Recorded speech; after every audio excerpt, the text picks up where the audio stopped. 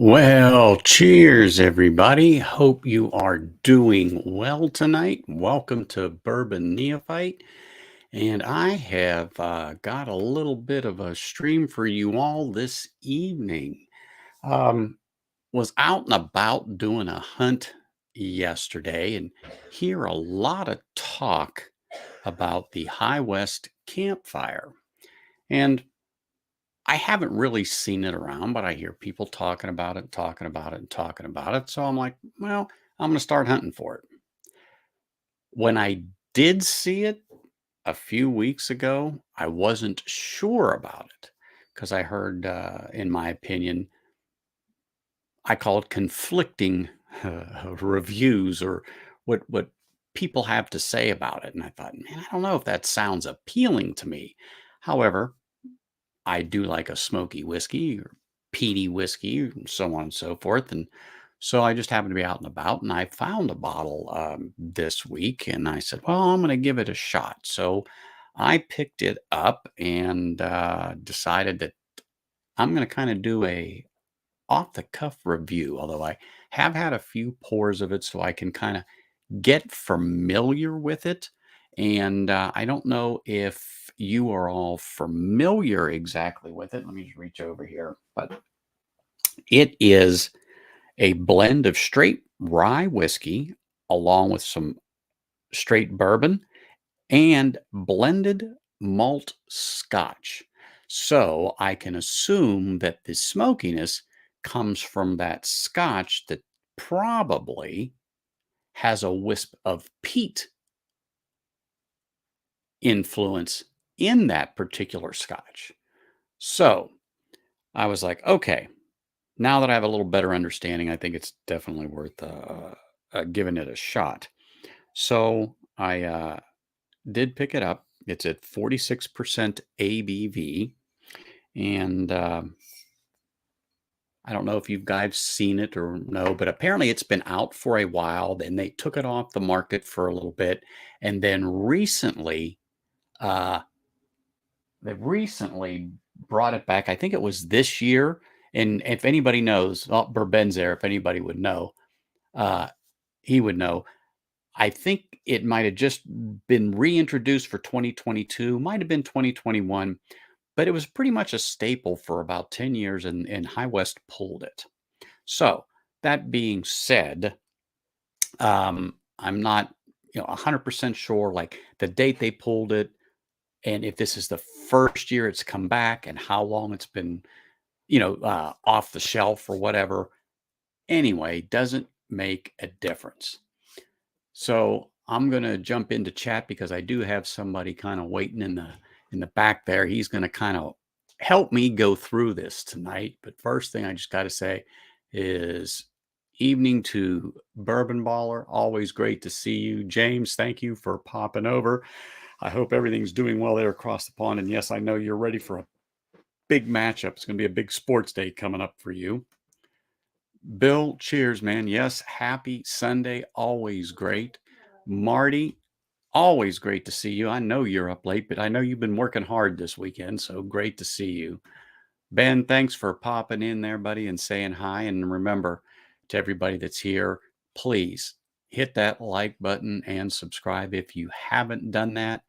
Also, if you are watching this after the fact, remember to hit that like button, subscribe, and leave a comment.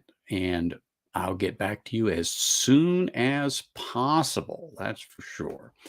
So I'm going to bring my person in waiting here in so that he can pop in there and we're going to talk about this campfire bit. Hey, what's up, brother? Long time no see. Cheers, Anthony. It was a pleasure to meet you in person for the first time. Yeah. So, funny story, guys. So, today we meet up and we're at Liquor Lineup 2. Anyway, I'm chatting while we're in there. I see him out of the corner of my eye. He walks in. Well, I instantly recognize him, know who it is. And we just started talking. He jumped into the conversation like, he's been there for the last 5 minutes with me. Anyway, long story short on this is we personally have never met in person, face to face. We have streamed, I can't tell you how many times, have chatted and stuff like that, even on the mobile, back and forth, so on and so forth. But when he walked in, it was like I've known him for a while. I caught him out of the corner of my eye. I didn't break my stride in my conversation. He pops in. He gets into the conversation like nothing was going on. And then he said, well, he said something to me when we were talking off to the side. He said, oh, it's nice to meet you in person. We shook hands like, oh my God, you're right.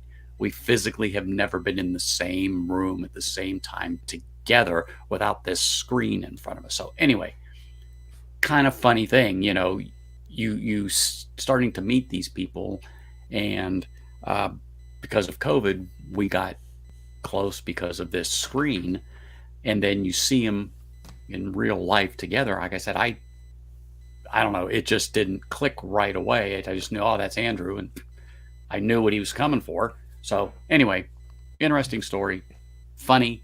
It's happened before to me, meeting some YouTubers and stuff like that, because we talk a lot, and you see them in person. Just a stupid little incident happened. But anyway, it's all right. It's all right. Oh, look who popped in here. Here's Richie. Cheers, man. Thanks for popping over. Oh my gosh, Stacy. I can't believe it, but cheers. I caught some of your stream today. Thank you for the little shout out, as always. Always appreciate it.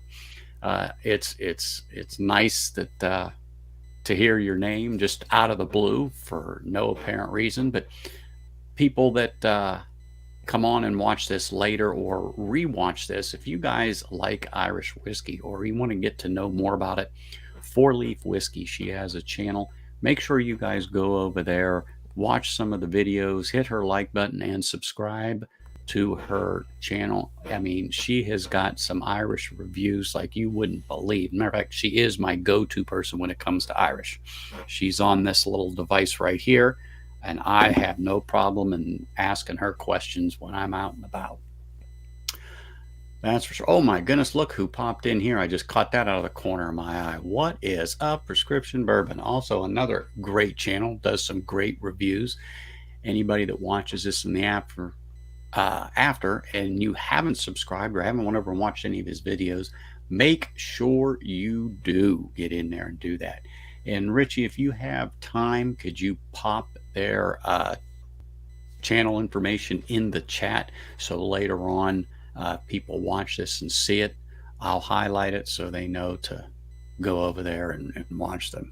So would appreciate it if you've got time. All right. So Andrew, are you ready to get into this a little bit? I am, and I did a little bit of research. Me too. So, what did you find out? So apparently this is newly back for 2022. I wasn't able to confirm how long it was unavailable, but it is newly back for this year, and it is two ryes, one from MGP, one from High West, and it's a bourbon from MGP, and it is a blended scotch from an undisclosed source. And it's an undisclosed distiller, but really it's a variety of undisclosed distilleries. But they're buying a blend from someone, which probably limits the possibilities. But they that's what I saw for the scotch. I couldn't figure out where they got it there at all. I couldn't figure. Wife just stuck her head in. So I didn't get that, but I did get, it was two different ryes. Definitely an MGP part, the other one theirs, and then a straight bourbon. So, yeah, I was like, okay, well, not going to go into it, but there were some things that kind of made me go, this tastes like one of Bourbon's favorite whiskeys, an MGP.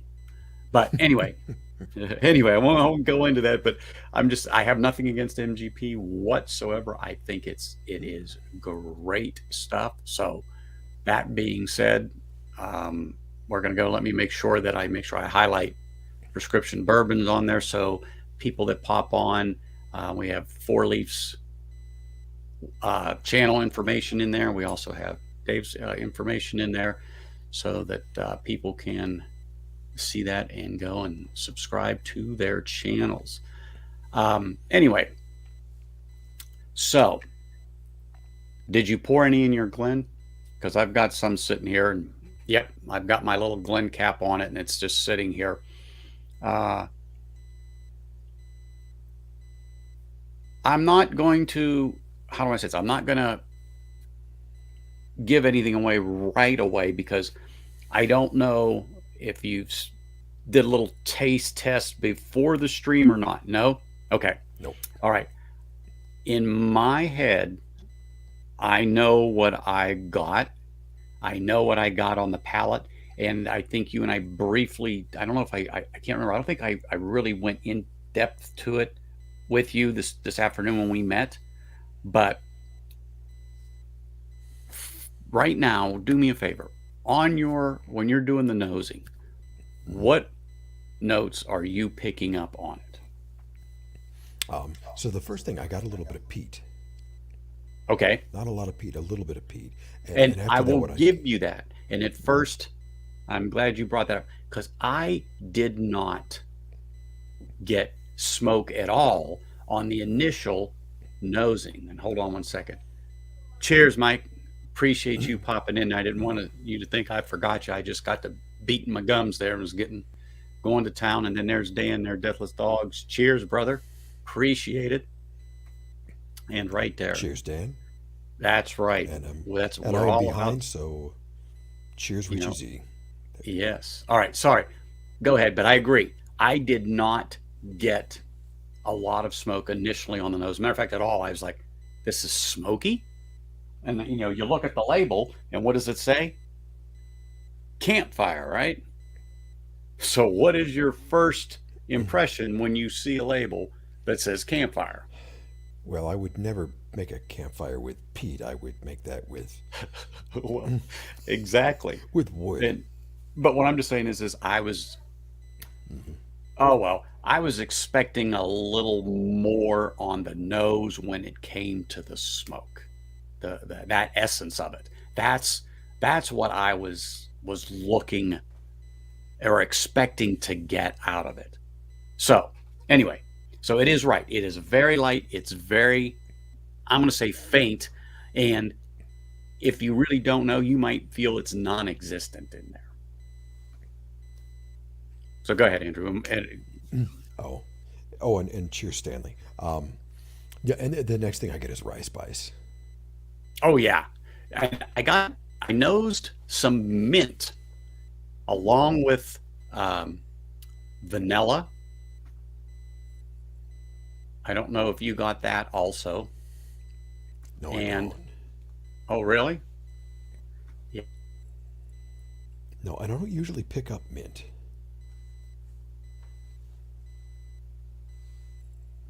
there we go. Sorry, I was just saying I'm noticing my bandwidth is popping a little bit, and there we go.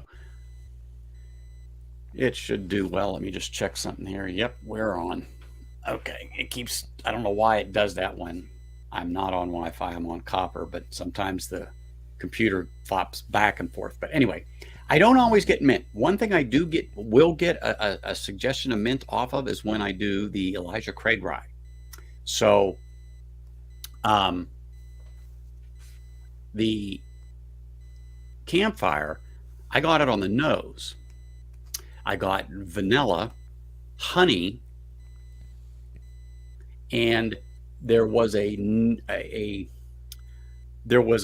there was something in there I couldn't quite put um, my finger on it because it's something I just can't think it would be in there, but almost like a pine cone, something like that is what it triggered in my head. But that being said, I doubt it, but it's just what came to my mind whenever I was nosing that there was just something in there that just I don't know, it was different, but I definitely could smell the vanilla. I knew the sweetness, and I picked honey because of scotch, and honey and heather Mm. is prevalent in a single malt or a blended scotch. Uh, Floral. I see that note that I couldn't figure out in there. I wasn't sure if it was floral or not because of that. I did get the maltiness from the scotch. I could smell that sweet bread on there. It was subdued. It came out more after I took a sip. And then is when I really got, okay, there is the maltiness on the nose. When I went back to it and did another little nosing after the first sip. And then, yep, I got the sweetness of the honey, a little vanilla, maybe caramel and stuff like that on there on the nose. But when you took your sip, what did you think? Because I'm kind of getting a little ahead of myself there.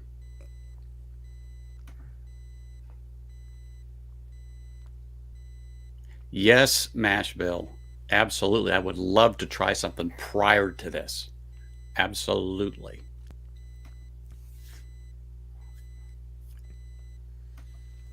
Evening, Will. Hey, Mr. Great Shot. Cheers, man. All right, so I had the first sip. This tastes more like scotch than it does rye. Ha ha. Go ahead. You're good. It tastes like Highland. Hey, Matt. I know it's late for you. Are you getting off work or what? Anyway, thanks for coming on, bud. Go ahead. Sorry, my nephew. Yeah. He's away on the East Coast. Oh, is he? Oh, great! You got family involved. Yeah. I keep trying to get family, and so far no luck. But but anyway, Well, this tastes like Highland. The peat is definitely more of the Highland variety than the Isla variety, and it is more at the Highland level than the than the really punchy kind from from Laphroaig or Colila. yeah, exactly. Um, and I taste the malt a lot more than I taste the rye spice. See, I thought the rye spice was a little subdued compared to the the blended scotch, the maltiness of the scotch. I didn't think anything was off-putting, or I didn't think anything was bad. So when I was sipping this yesterday, um, the first thing, like I said, on the nose, I really didn't get a lot of that smokiness that the name you would think Campfire would bring out in it. And so I had a few sips on it, like I said. Then once I had the first sip, more of the nosing notes came out, were more prevalent. The palate shock was over, okay, and got into the second and third sip. It really wasn't until the second sip on the finish that the smoke on it got I don't want to say a little more pronounced, but I got it. In other words, it was there. The first sip, I was like, where is the smoke? Where is this campfire chew that their people are talking about? You know what I'm saying? I'm like, Mm. wow, where is this at? And it just wasn't there. You know, it just wasn't there at all. So that being said, I'm not disappointed at all in it. I was just really expecting a little more on the smokiness and the peat of it. I did not get any of that sweet and salty smokiness that you would get from even a lightly peated blended scotch, or uh, a lightly peated 12-year-old, like in a Highland Park. That kind of level of smoky sweetness with salt. So I think you're not going to pick up any of that briny-ish, salty sweetness, even though it does have that blended malt in it. I just don't know the percentage of it, which would be fine. But anyway, um, I Yeah, thought it high was a little West. thin as far as viscosity goes. I'm fine with it. I thought that it had some nice legs. Not anything really great on it. I thought it was kind of, well, how do I say this? Runny. So that's what made me think when I originally was looking at it that I go, well, it doesn't appear to be too viscous because I can watch the legs streaking down my glass. But I kind of, like I said, I like it. I don't uh, I don't have a problem with sipping on it. Um, I think it's decent.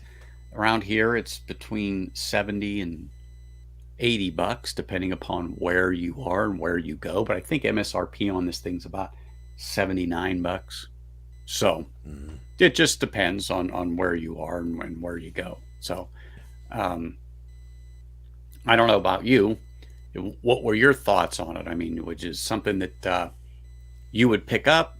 Would you, you know, buy a backup or what? I did want to agree with you first that I don't taste any salt either. I got smoke on about the fourth or fifth sip. I got the peat up front, but it took a while to for the smoke to show up. And I was wondering, oh, and as far as the proportions, High West on their webpage says several places we're not going to tell you how much of each one.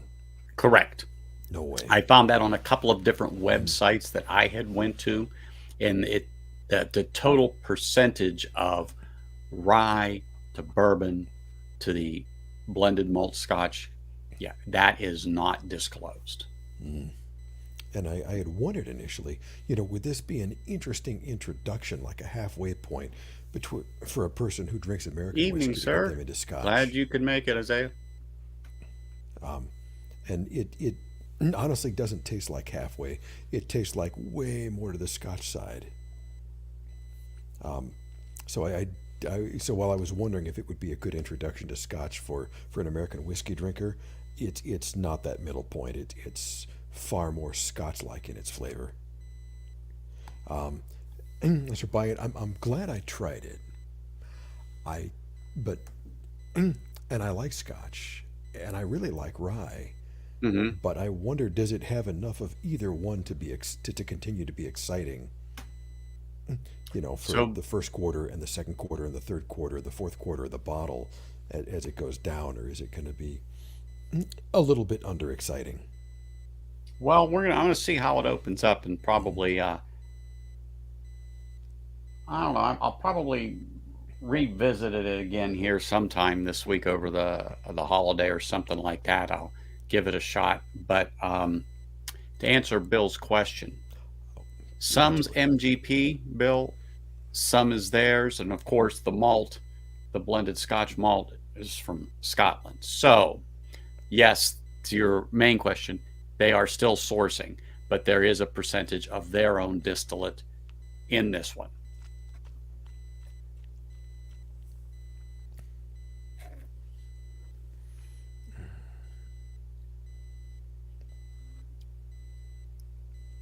I think it's got a great sweetness to it. Um, like I said, it's a little on the thin side. It has a nice spice, though. Of course, that's the rye. So that's what is appealing to me on the finish. That rye spice does kick in.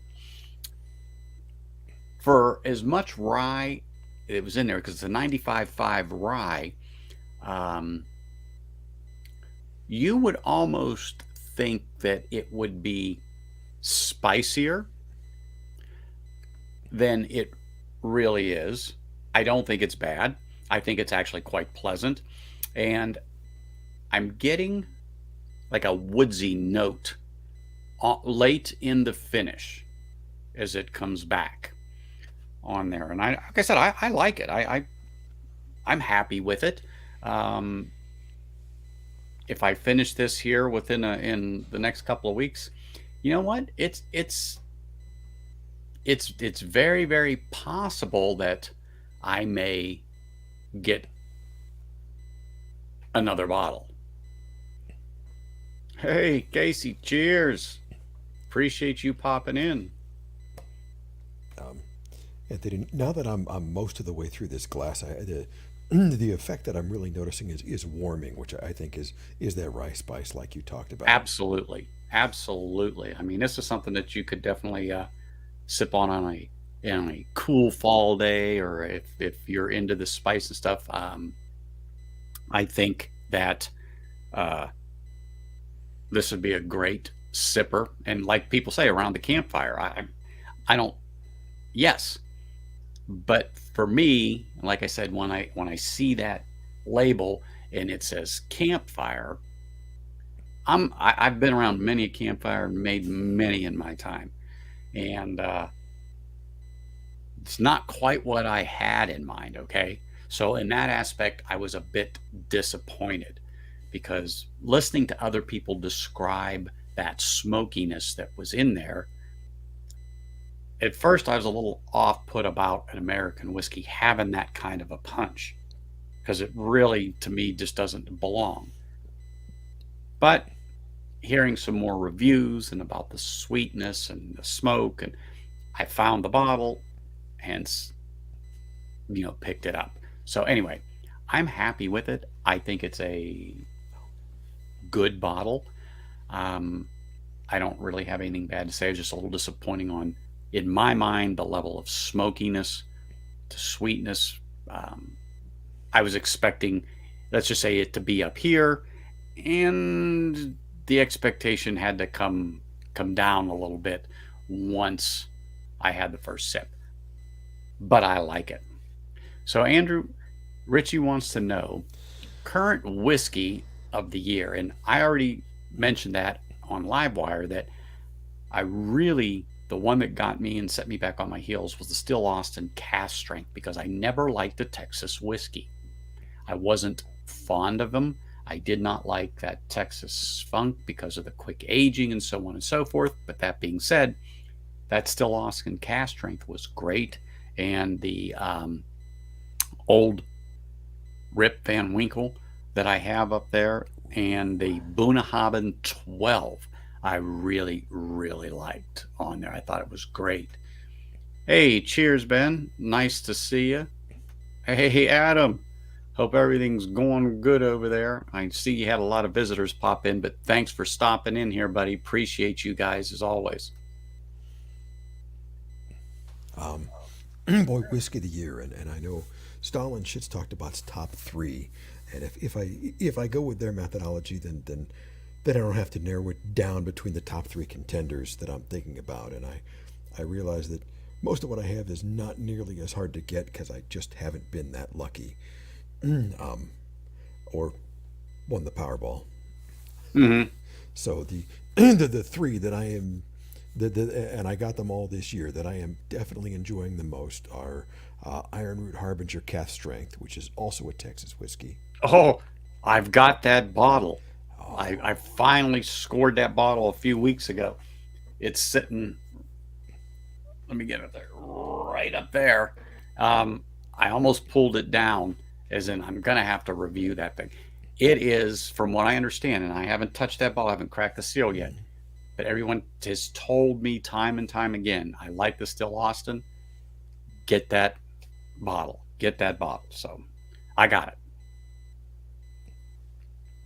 um, yeah. Oh, you haven't opened yours yet. I enjoyed mine very much. It reminded me, my brother a year or two ago got me a Balcones Baby Blue. It's a little bit young. It's a little bit thin, but I like that roasted blue corn. Really? the the Harbinger has that, but it's at cask strength and it's older, so it had Hmm. all the things that I like, but it wasn't young whiskey. It was properly aged and not watered down, and I'm really really excited about that one. Um, Um, Prescription bourbon is right. My voice is a little low tonight. The wind was blowing terribly yesterday, and my allergies are acting up, and I am a little lower and not quite as smooth as normal. I'm hearing you fine tonight, so Hmm. I think it's good. But yeah, Oh, um, the pitch is low. yeah. Well, you're still good. Um, That's all that counts. That's all that counts. So So I that's one. yeah, Oh, go ahead. number two, I kept hearing about it, especially from Cheech. I finally got my hands on a on a Chattanooga 111, and I really Oh, liked that. I opened that and said, "Oh my gosh, this is my favorite whiskey." And now it has a little bit of competition, but hold on. Let me I let me just really move like this that one. aside. There it is. Ah, mm-hmm, Chattanooga 111 cast strength. This turned out to be good. My wife found it for me when she was in Florida this summer. I was looking for the ah, founders. She had mm-hmm, come across this. I said, "Grab it. It's mm-hmm. it's really good for the money. Really good."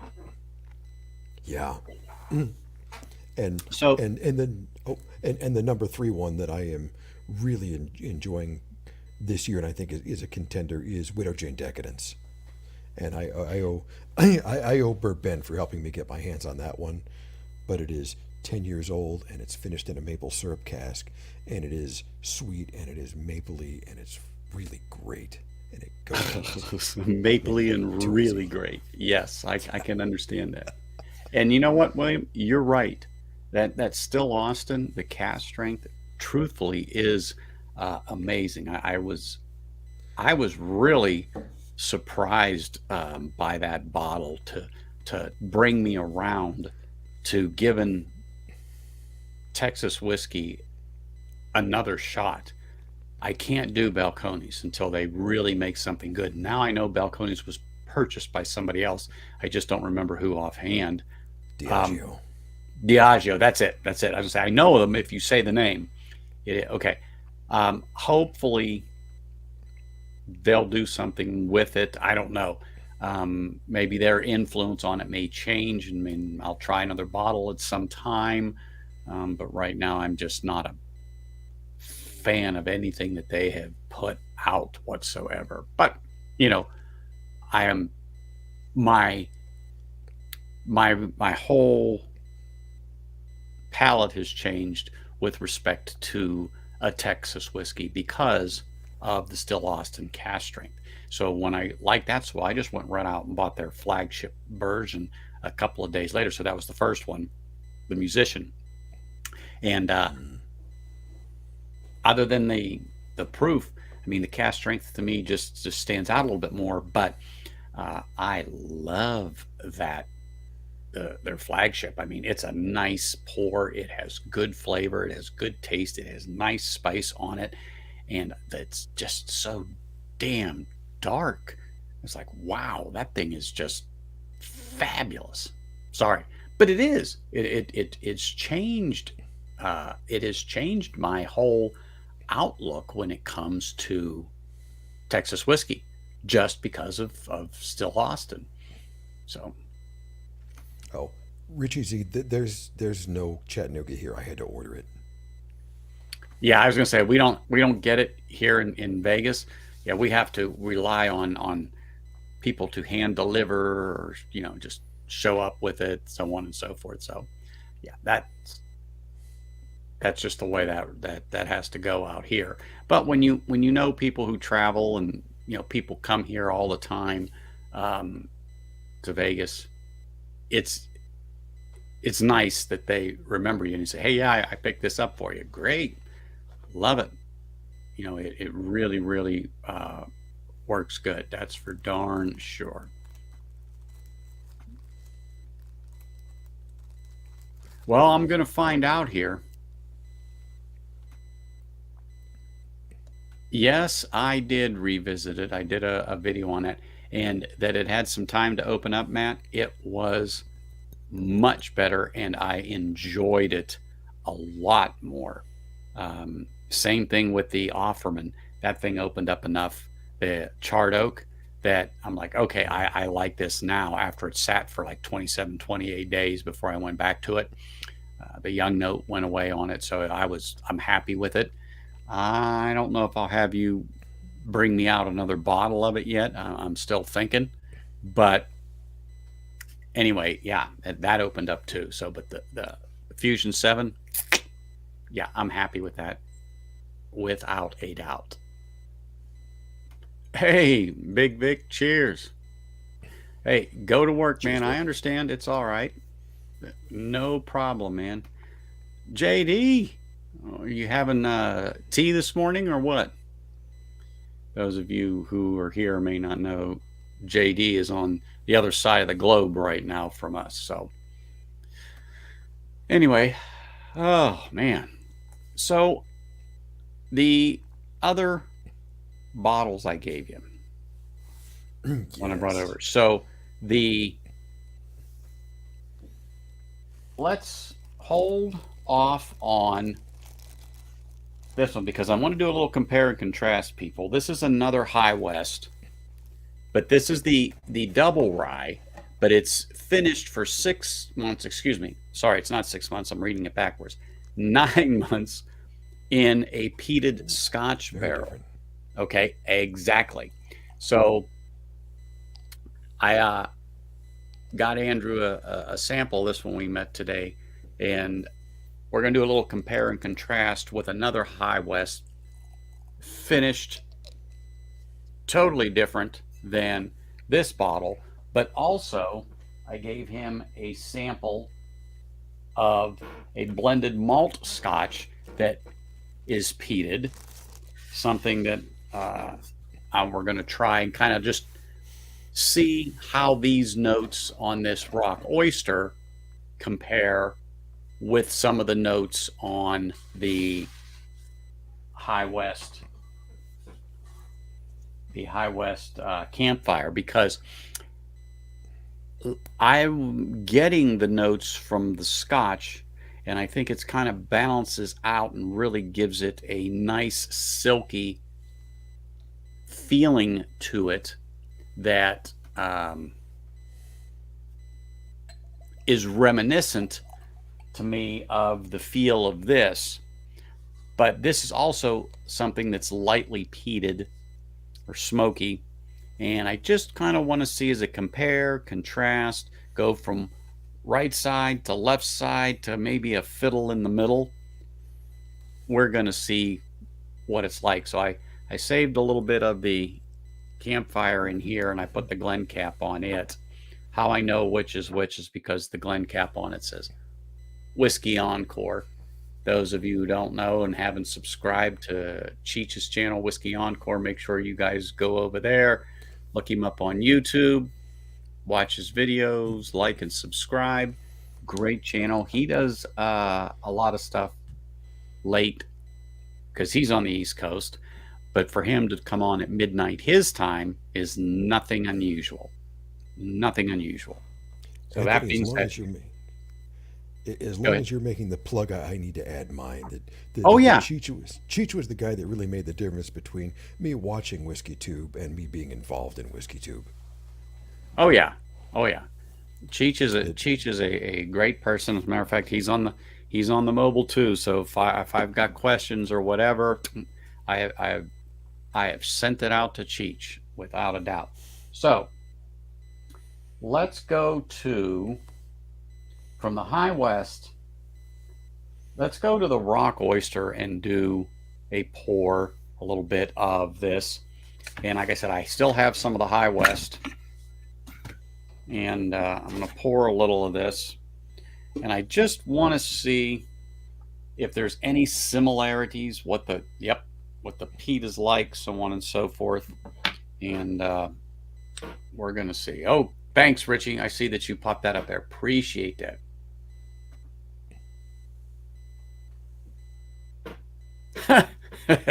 -5. All right. Yeah, you're gonna need that. Maybe a little natural honey in there, and raw honey. That'll help too. Let's see here. See, the smokiness on this is light, just like the Campfire. So let me pour just a touch here.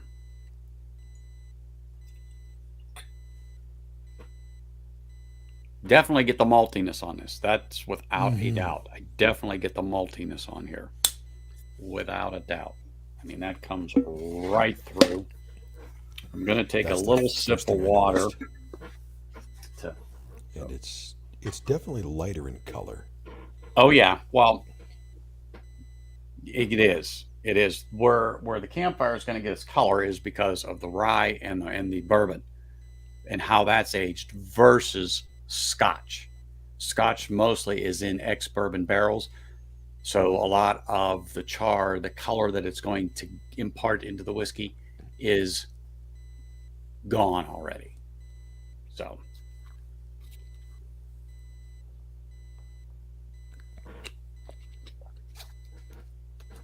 all right, clean that palate off. So this is the rock oyster, and it's 46 ABV point. I think it's point 0.8 or point 0.6. 46.8. So the High West Campfire is 46. So the ABV is extremely close in High West Campfire to Rock Oyster. But I'm doing it because this is very light peat, maltiness 110% on this versus that. But I'm just trying to see because of the blend of this campfire.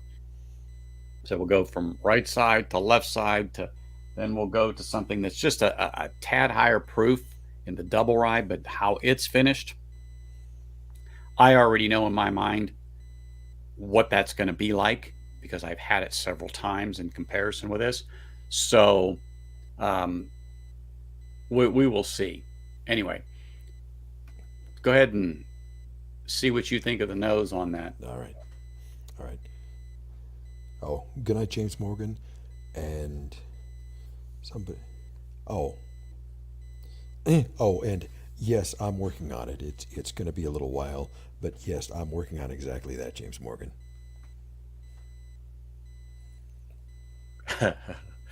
Yeah.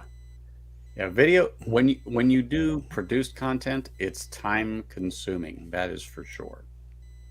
That is for sure. I have probably a half dozen different things I have put together. I just have never posted. I think the last one I did was a year ago. Mm. Fredward, I, cheers, man. I'm looking at Steve, shorts. cheers. Thanks for coming on. I'm looking at Cheers shorts. to you, I Jared. think they're a Cheers, good man. match.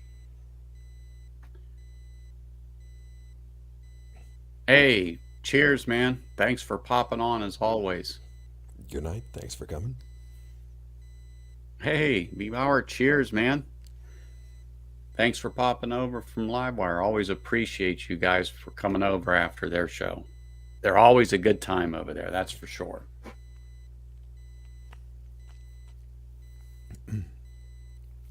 Yeah, a few minutes ago, Richie made the point that coming right after them, that as a duo, we are so much different from them. But he is happy to mod for both, and we're all so fortunate to have him. Oh, yeah. Love Richie. Love Richie Z. That is for damn sure. So let me ask you, what are you noticing from this? This is maltier. It is sweeter. I actually taste the peat a little bit less. Really? Yeah, I Okay. smelled it more, but I taste it less. Wow. I'm getting more peat from this than I did the campfire. Hey, JH, cheers, man. Thanks for popping in. Great to see you.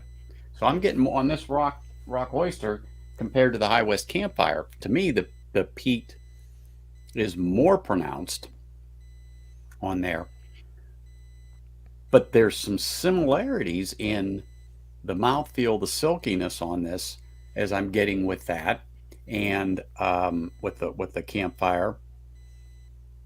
I definitely can smell it right on the nose as far as the peat goes. And yep, the sweetness is bing. It hits you right on that first sip. I mean, it's I like it, but I mean, I could see that it's definitely a blended Scotch. I don't know where. I can't say it's. Well, I doubt it. I know it's not Douglas Lang, but I'm just saying I don't know what distillery it would be. I can't, but there are some similarities as far as mouthfeel and taste to me in this rock oyster to the campfire. Like I said, now we're on apples and oranges, but because of the blend that it has, I'm like, oh man. Hey, Mark, cheers. Hey, were you able to find that hero bottle at all? Um, Steve Burko, I saw some of that in my reading. People were suggesting the older stuff is better because the constituents were likely a bit older. Yeah, that's the one. Yes, yes, because I forget where I just read that. It is not quite the same this year as it has in past.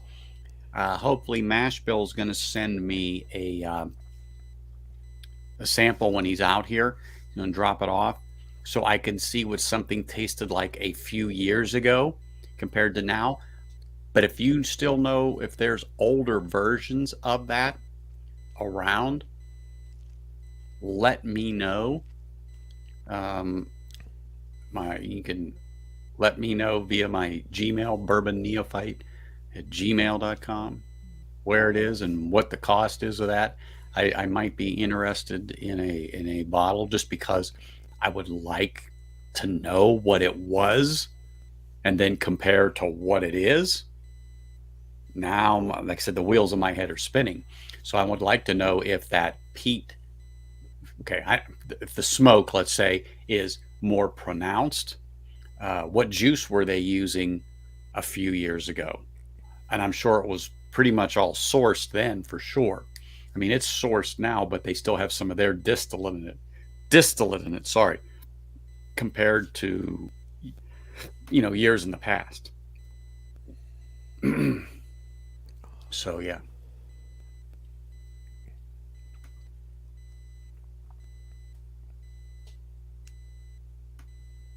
Perfect. Sorry. I'm highlighting things like, okay, that is perfect. You can shoot me a text and let me know what I'd owe you. So when you pop out here, we'll meet up. Yeah. Anthony, do you know how much this goes for? Which one? The rock oyster. Well, it's not made anymore. Oh, Yeah. So it's called Rock Island now. However, um, I know somebody that knows where to get this actual bottle if they still have some there. And it's like $40. oh, that's a steal. It is a steal when it was like 69, $79 prior. Yeah. Yeah. Without a doubt. Yeah, it was up there without a doubt. Anyway, I like this, but for me, the peat is heavier on this rock oyster than the High West. And I think it's got a little bit more on the sweetness. Yeah, oh, definitely. Hmm. And you're right, the two in comparison to the color, there's just no match. Mm-hmm. But I knew that this was going to look like water compared Mm-hmm. to a mixture of rye, bourbon, yeah, with a little bit of malted scotch in there. Oh yeah, I knew the color was going to be different. So let me put the cap on this here. I like it, and like I said, the finish to me, once some of the smoke is gone, is similar in some ways to the Campfire to me with that scotch. But that's just my opinion. Just my opinion. I get some of that on the finish. So what I'm going to do is here in a minute, I'm going to go ahead and pour the um, other High West and we're going to give that a shot and see what that's like in comparison to the other ones that we've had, and go from there. So the next one that we're going to do is I'm going to pour the High West. This is a store pick, and this one is from Total Wine, and it is finished for 9 months in a peated Scotch barrel. So this is the double rye, and it's coming in at 50.5 ABV. So I like this, and as a matter of fact, I've told people this was the bottle that brought me back to peat for peated Scotch, because I had an awful experience like most people do. And 30 years ago, I dabbled in peated Scotch, and I didn't think it was bad, but had a awful journey and walked away from it until I tried this, and it set the hook in my lip, and I went right back to it, right back to it. So this was the bottle that turned me back to a peated Scotch. Let me grab a glass here. What number is this? Okay, number 3. On my caps, I have little rings, so 1, 2, 3, 4, 5. So I remember what's what, because I'm getting older. Oh, I got a little visitor backstage. Be right with you, bud. Let me get this off. There we go.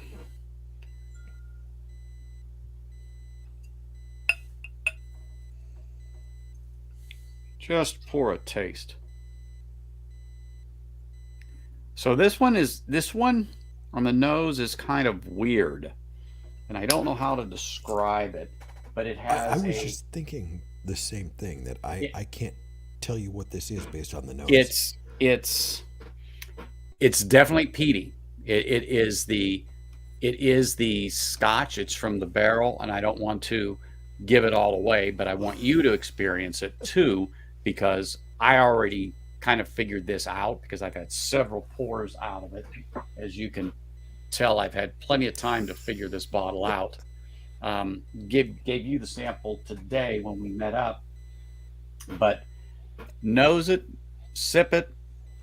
I'm going to chat with these guys a minute. You collect your thoughts, and then I will say that bottle's a quagmire.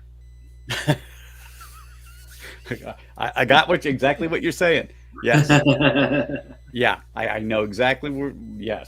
Yes, because it took me a minute to kind of really figure it out. I wasn't sure. Like I said, I know what Andrew's talking about. There's something about it. Even on the nose, you get it right on the nose of that bottle, compared to other ones. And I'm like, what the heck is that? I think I've tried 2 different Scotch finished on the High West, and they've both been like really interesting. You told me terrible. Borderline terrible on one of them for sure. I believe the word you used was ass. Hold on. So I got to try a Campfire finish that was finished in rum, and that thing was fucking amazing. But you loved the Campfire finished in rum. But that was an older one. That was a 2018. Yeah. That sounds great. So do you know when they stopped? Was 18, 19 the last year? That's what I was trying to figure out. I can't remember. Up. He's excited. Either that or he's got gas.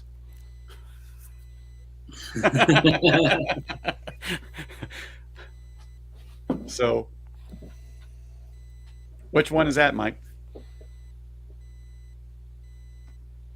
Oh, buddy.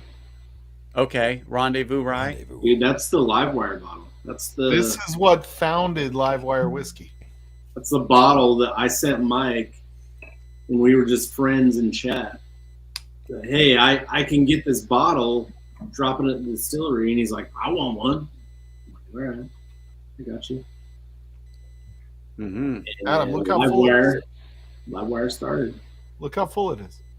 Dude, I I was gonna look at mine. I don't think it's probably half that.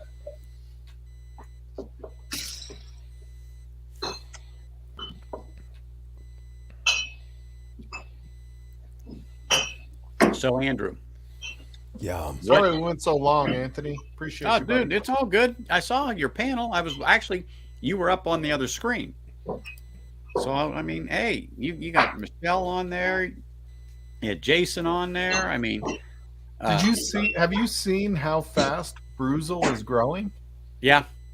He's already at 92,000 subscriber. He's only been on YouTube since July. That's the same size as the Junkies. That's crazy. Mm-hmm. Some people just hit that magic, like that. He brought. I mean, Special- he brought over.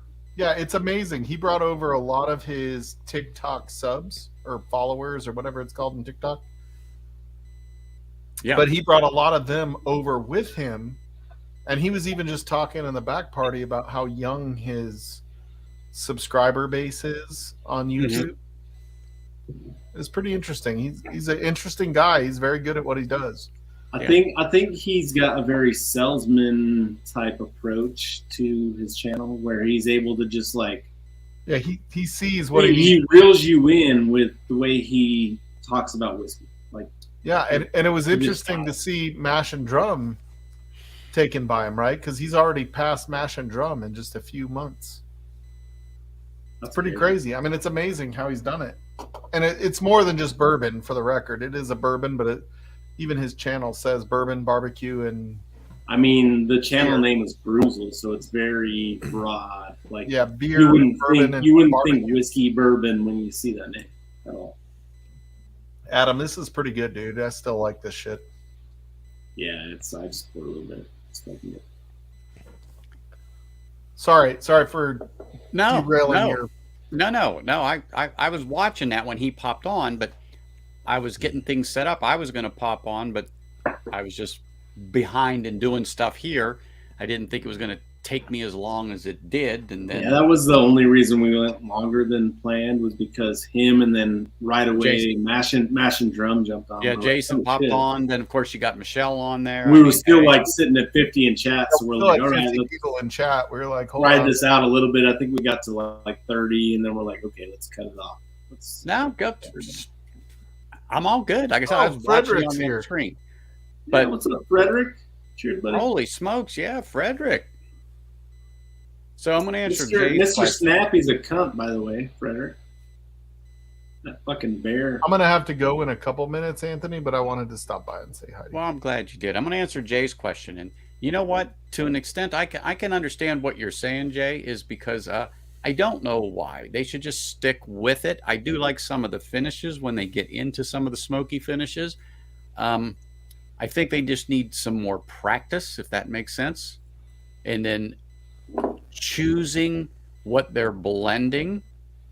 From what I've tried with American whiskey, though, there's some that are just like very unique on their own. Like it's not. And that's what I'm going to say. This bottle is with the High West. It has and I'm going to use the term funk. Yeah. With it, I don't find it off-putting though. It has it has a peculiar. It's peculiar that there is a taste to this, but I think it's because of the finishing that gives it this. I don't quite know what it is on there, but I think it has to do with the finishing in that Scotch barrel, and either 9 months was too long, and maybe they should have done it at 6, maybe instead of going to 9. But I kind of like it. I mean, you could tell I drink it. I don't go to it often, but every now and then I'll have a dram or two out of this. You've only had that bottle for 3 days, Anthony. 3 weeks, actually, Mike. Come on. I'm just kidding. Hey, so right below that, so a couple things. So I think the American whiskey thing, I do think that American whiskey is trying to broaden the profiles like Scotch does, right? So Scotch I mean, you know, the regions of Scotland, right? Like, I mean, you can have Highlands, Isla Lowland. versus Lowland. They're completely different. Bayside. Yeah, night and Speyside, day. right? And versus Campbelltown, which, I mean, they all have their own uniqueness. And really, bourbon is bourbon. There's some variations, and then you have finishes, but you know, bourbon doesn't have the same huge variation that Scotch has.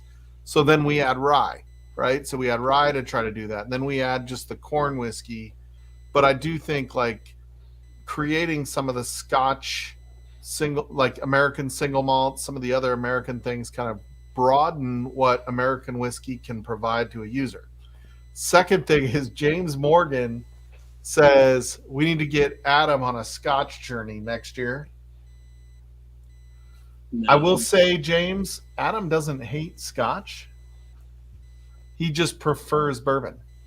Yeah, that's true. So if when we've done flights with Scotches in the past, Adam is like peated Scotch. But speaking Even of over- like American single malts, like what Stranahan's is doing with their single barrel cask strengths, like those are good. I don't know if you've tried those at all, Anthony. I'll send you a couple Mike samples. had it when he was down here. Yeah. We brought one to Vegas. Yeah. And I had that. And I'm like, damn, that was tasty. Yeah. That one was tasty. I mean, I was like, because I never tried the Stranahan's. I just didn't, because I never really heard anything good about it. And so I just didn't get it. But that one you guys had. I think the normal shit they release isn't anything special, but the single barrel cask The strength barrel- stuff is So really Adam is good. a proofstitute, right? So to take HBR's terminology, right? He really does like proof. So I do want to send him some cask strength scotches. Yeah. Just to see where his I was just going to say that. I mean, I've got some that's 58, 60, 64 ABV. I mean, Yep. you're going to feel that baby coming. Bring it. I want to send Bring it. him Look at him. freaking Okay. Springbank 12 cask strength and see what he thinks. Because I think he'll like That's it. delicious. He likes peated, that's lightly peated, and it's cask strength, and it happens to be my favorite scotch. This one is 61, Ooh. and it is the 2015, and this is the one that Top Shelf said I had to get. He said if I find it, get this one. Daniel-san. So, I'm ready to go. but yeah, and then Cheers, Dan. Cheers. you get that Lagavulin Lion's Fire. Oh my gosh, I'm sorry. It just you would love something like that without a doubt. I would also argue that once you get into scotch, like we already spend enough money on bourbon.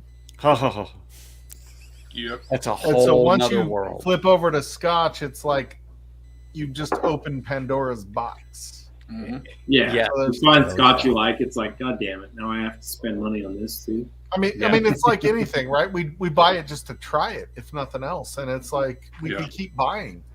Mm-hmm.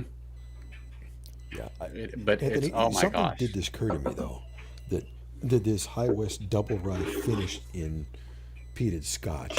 And this would be an James, incredible bottle. We want to do a whiskey meetup next week. Oh, sorry.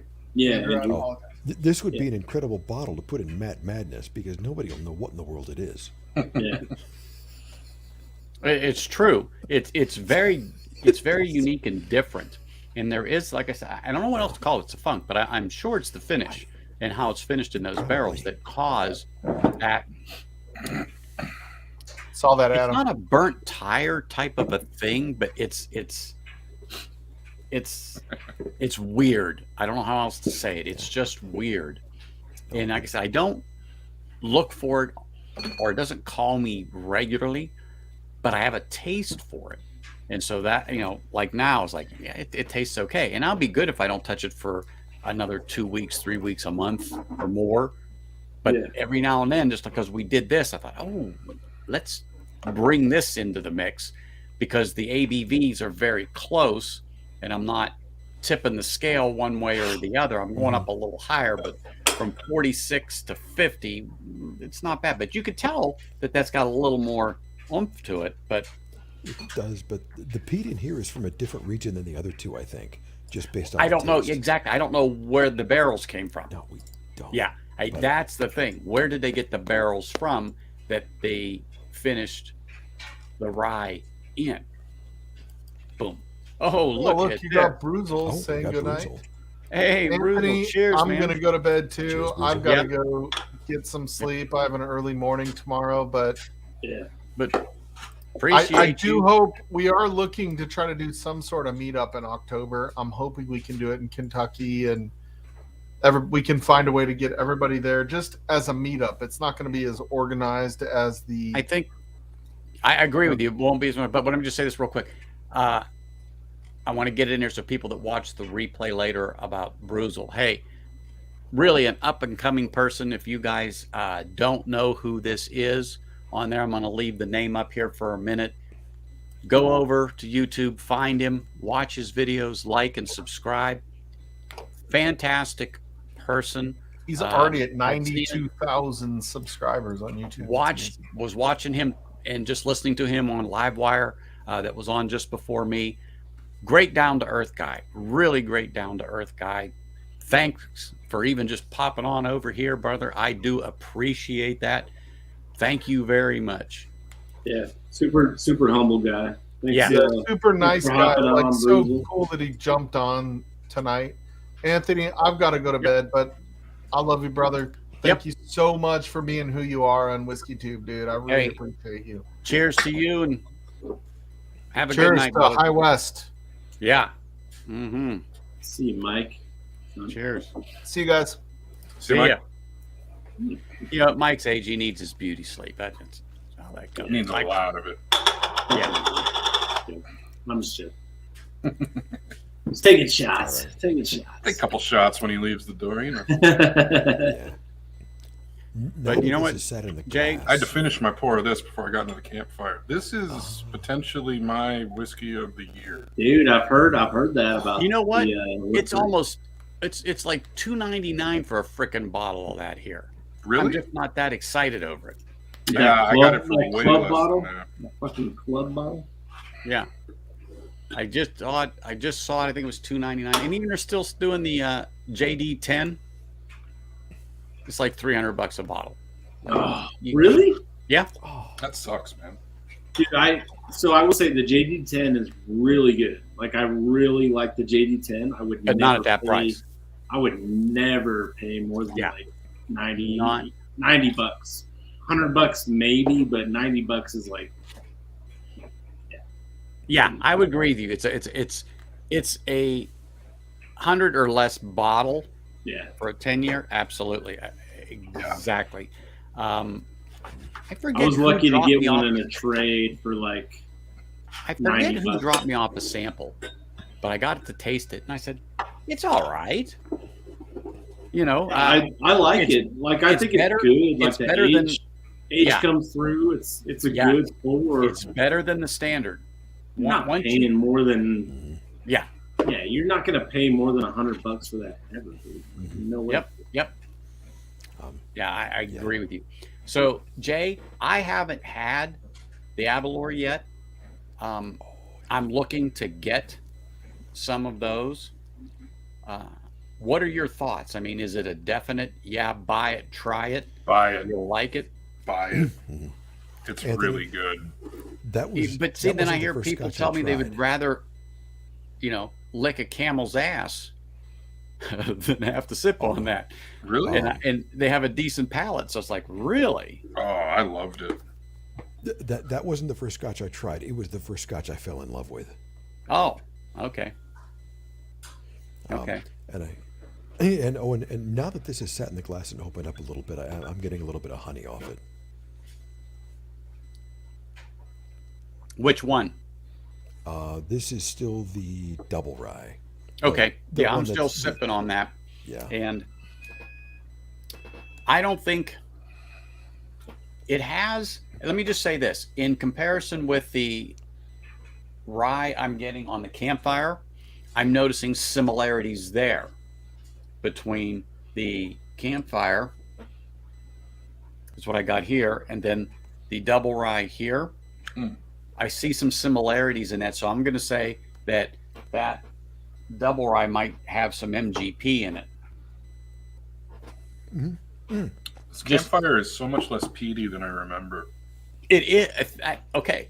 And I just said that. I go on my first initial nosing of it. I was like, "There's no smoke to this. There's no campfire whatsoever." The first sip was underwhelming, but once I got the second sip, and after the first sip, I got the smoke on the nose, and then the second sip, it came out on the finish. So I'm like, okay, it's there, but it was very subdued. But from what Slapshot said, oh, it's like chewing a fire. It's like this, it's like that. So I've got the rich smoke, the flavor of like Ardbeg, of like Lagavulin, something like that, something that you could sink your teeth into. And I was like, well, where the hell is it? Where's the Campfire? And I will say the first time I had it, I drank it next to a campfire, and that may have helped. And that was like the majority of this. I haven't drank this. Dude, you smashed the shit out of that. Yeah, went up to a cabin, and this was one of the bottles I bought to just stare at fire and drink. What bottle is that? Do you remember the year? This would have been. Let's see the label. 2020. Probably 2020. Yeah, it's going to be Let 2019, me- 2020. It's the old label. Okay. Yeah. 2019. So 19. Yeah, it's probably made. I bought it in 2020, but. Yep. Well, yeah, because there was a year they stopped making it, and then they came out this year with it again. Yeah, they just re-released. Yeah. Yeah, 19J10 is the batch number. But I like it. I just haven't drank it in forever. And it's not as smoky as I remember. So if people don't know, Kilco is doing a little bit of a fundraiser to help his dad who has pancreatic cancer. So if anyone can, the link is up there. Please go over, and if you can, donate, help the family out. It would be greatly appreciated. Brian's a great guy, and be great for the community just to come together and help them out a little bit at this trying time.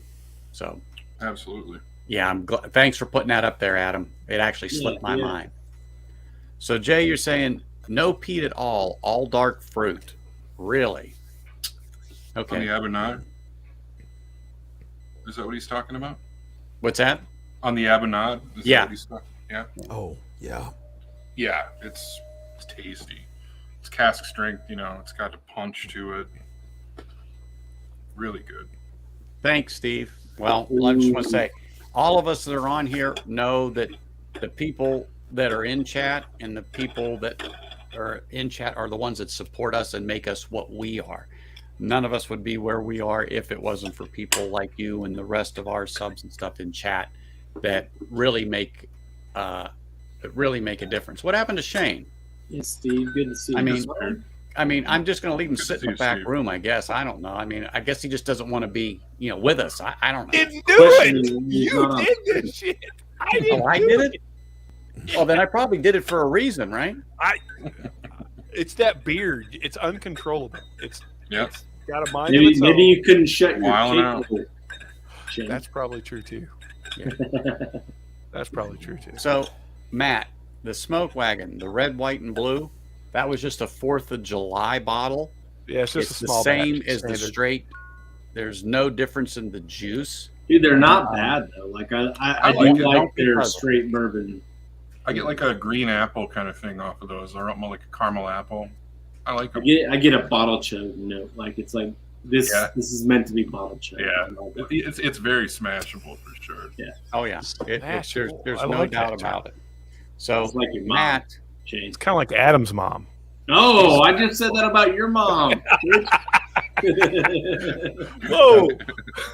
So Matt Great minds think alike. Hey, is my Bourbon Baller said that JD single malt they just released is pretty damn good. I would love to try that. Oh yeah. Oh yeah, I haven't seen that here. JD double barrel single malt. I haven't seen that. I haven't seen that here at all. I don't think But I know it's out. I don't think that's popped up anywhere, is it? Has anybody got Is that that? the sherried one? Other than samples? Like people have got samples of it. I know it's out have it somewhere is because Perry. people are talking about it. Demon Hunter, you know what? That's not nice. I'm not that loud. Yeah, Shane's not loud. I'm not fucking loud. No. What'd you think of that drum set I got there, Big Dan? Looks pretty cool. Looks like fun. Bro, I am so excited to start laying down some beats on my next video. Yeah. Mm-hmm. I get tired of doing it on the drum pads. That's like, Yeah, that's annoying. yeah. I want to sit down and fucking Actually beat the play. skins, you know? Yeah, I know, Shane. I know what that means. I like the straight smoke wagon. I mean, I can drink that every single day. I think it's a good, decent daily sipper. I mean, I will throw every bottle of Jack Daniels or Jim Beam, their standard expression, out the door over that any day. I mean, hands down, it beats them. You know, that's just me.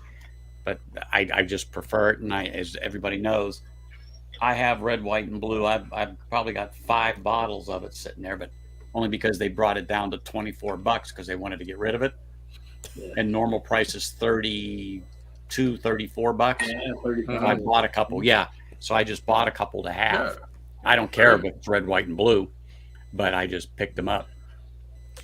I got one more pour left, Anthony. Come on. You have an old Dragon Bones or I don't have any old Dragon Bones up here, but here, I'll show you what I've got. You tell me what you want me to pick. Do you have a Russell's? I've been drinking that all night. Do you? Here. I'm busting your stones. I know you have a Russell's. I know you do. Oh my gosh.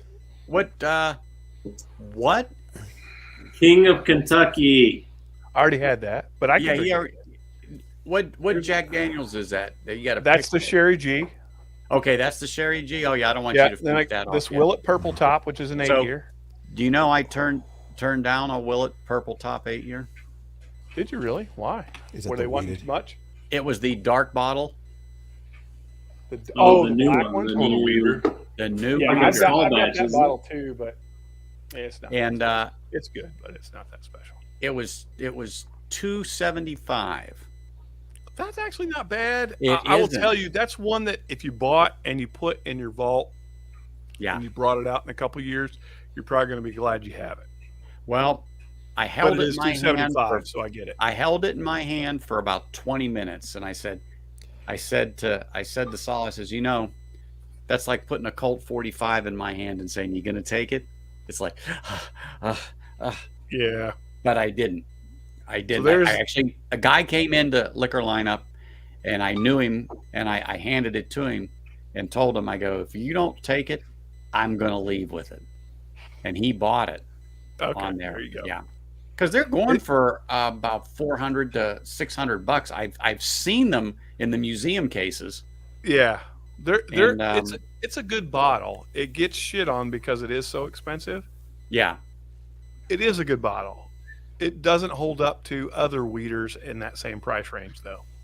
No, and when I looked it up and looked at some reviews, same thing. That's exactly what I got. It's good, but you've got to like have a clean palate. What I found is I have to have a very clean palate.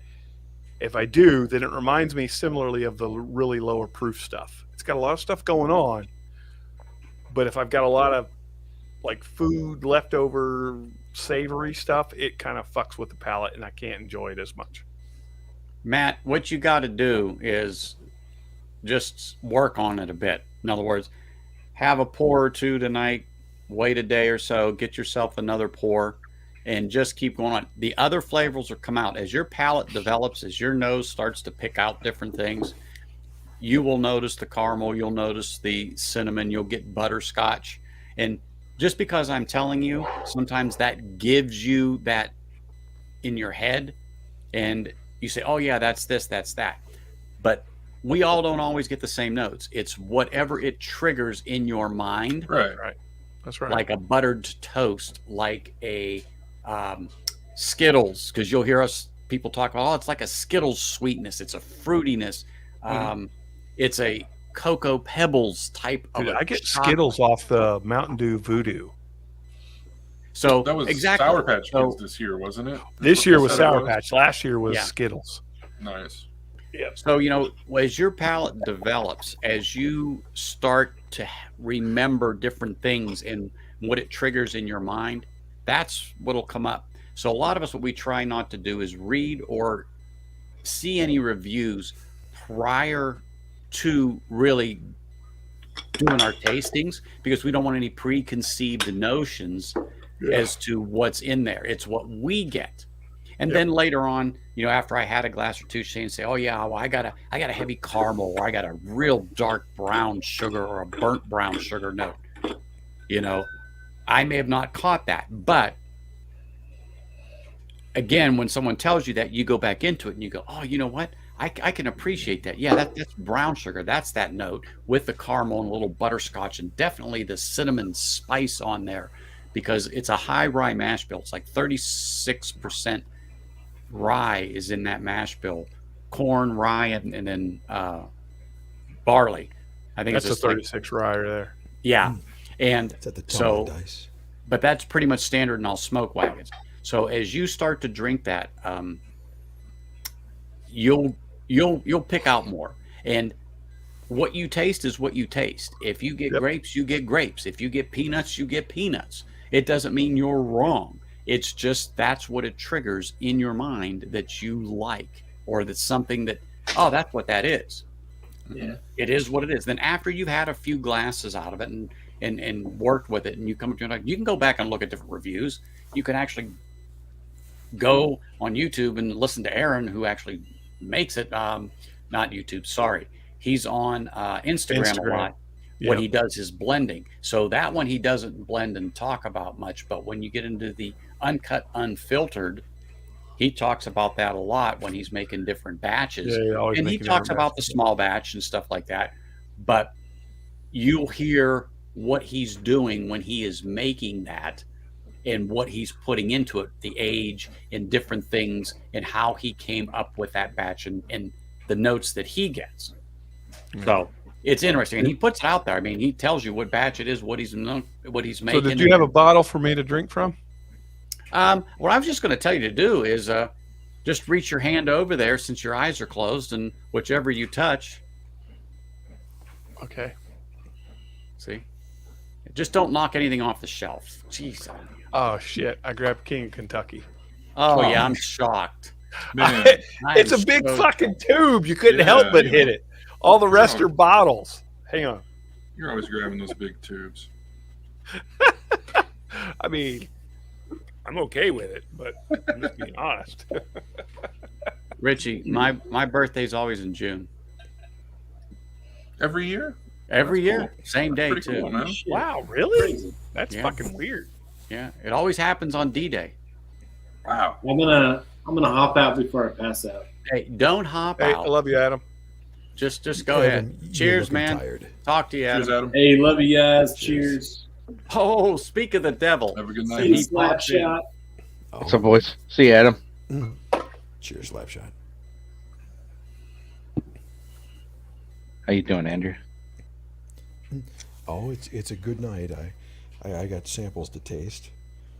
Two of them are good. One of them is incomprehensible.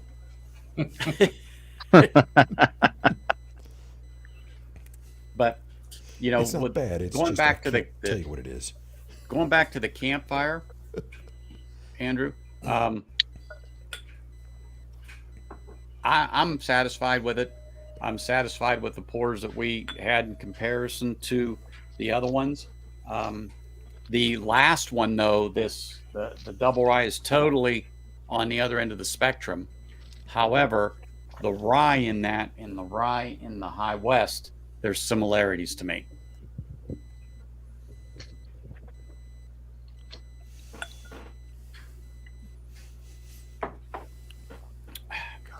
have taken King. So I like it. off the desk. What's that? I should have taken that bottle off the fucking desk. Yeah, right. I should have, because of course I would grab that one because it's a big fucking tube. The rest of them are all single bottles. Yeah. It is good though. I'm not gonna lie. It's fucking really good. Yes, it is. But so anyhow, yeah, if Mash Bill sends me that Campfire he has, I'll be able to see what it was like previous to this. But listening to Dan tell me, his Well, you have the new bottle? I have the new bottle. Okay. I can send you a sample of this if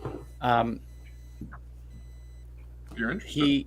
I want to try it. I want to try the older one so I could see what it's like, just to compare it, because I don't know what I'm missing, if I'm missing anything at all. Yeah, I don't know. That's what I'm saying. I will look. The only reference I have of Campfire is that rum finished. Yeah, That- someone talked about rum that earlier. finished Campfire That'd be a is banger. unbelievable. That sounds so good. Unbelievable. Yeah, I have not had any other Campfire, so I can't speak to it. And I apologize. this is my first one. I've only heard about it. I've seen the older ones in the store, but I was hesitant on getting it only because I'm like, at the time on the finished whiskeys like that, I wasn't too keen on. Yeah. I mean, more times than not, they're absolute shitters than hitters. Yeah. I mean, I would say the general High West line, like the basic line, Mm-hmm. unfinished, just the basic general offering, is generally mediocre at best. Mm-hmm. Their finished stuff like elevates that whole brand to another level because their finished stuff is amazing. And most of it is, but the Campfire just was not familiar with. Yeah. You know, I would so I would do everything I could to get my hands on a rum finished one because wow. And you can ask Adam. Adam and I went to a really nice dinner at the distillery, and that was kind of like the pinnacle pour that they did because it was a very limited release they did.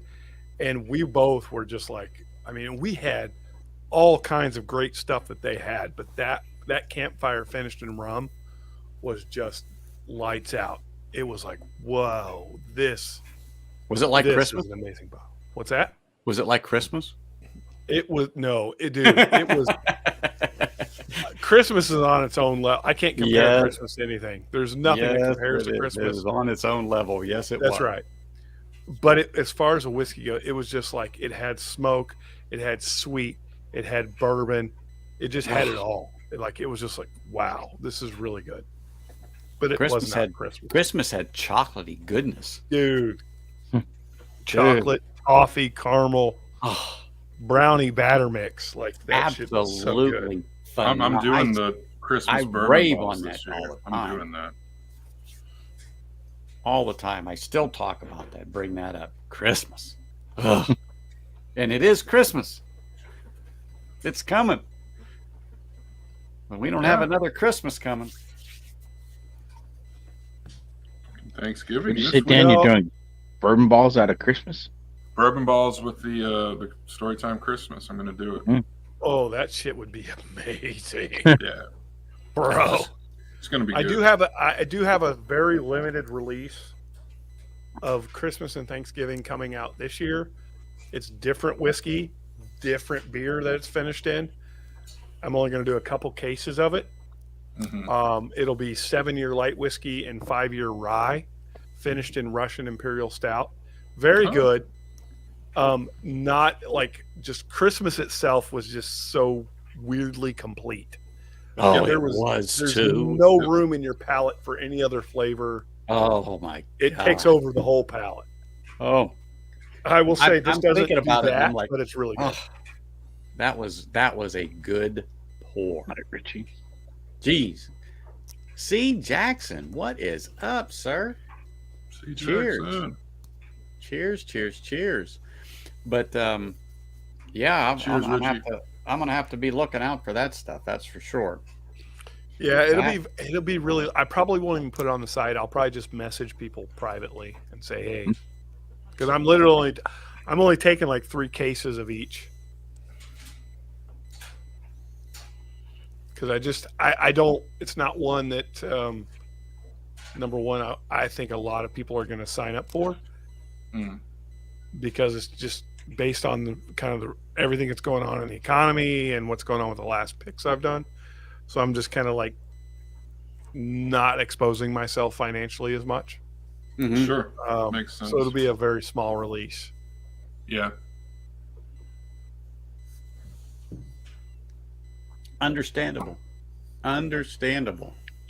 But on a good note, I have worked out all my licensing. Now my next releases are going to be significantly lower in price. That I'm excited about. Yeah. That is a good news. That is very good news. So I knew that, Steve, that they were sourcing a lot, and a lot of it MGP from there. This one now has a little bit of the Campfire that they just released has a little bit of their own distillate in it on there. The rest is MGP and then an unnamed distillery in Scotland that they used. And I can't find any inklings from anybody on what that particular scotch is or where, who might have done it. Chris, cheers, man. What's up, Chris? So Tats? Yeah. Well, he was Exposure. That's a different conversation and a different type of exposure, Chris. I was just going to say, what exposure are you talking about here now? Come on. If I didn't clarify, what I meant was financial exposure. That's right. That's right. I do have an OnlyFans page if you're interested. That's right. I For a am small monthly subscription. I'm just here for the whiskey, not for that. That's right. And by the way, Andrew Chance was my first subscriber. I can't thank him enough for being such a great supporter of my OnlyFans. Yeah. Getting in on the ground floor. Literally. He double fisted that shit. See that?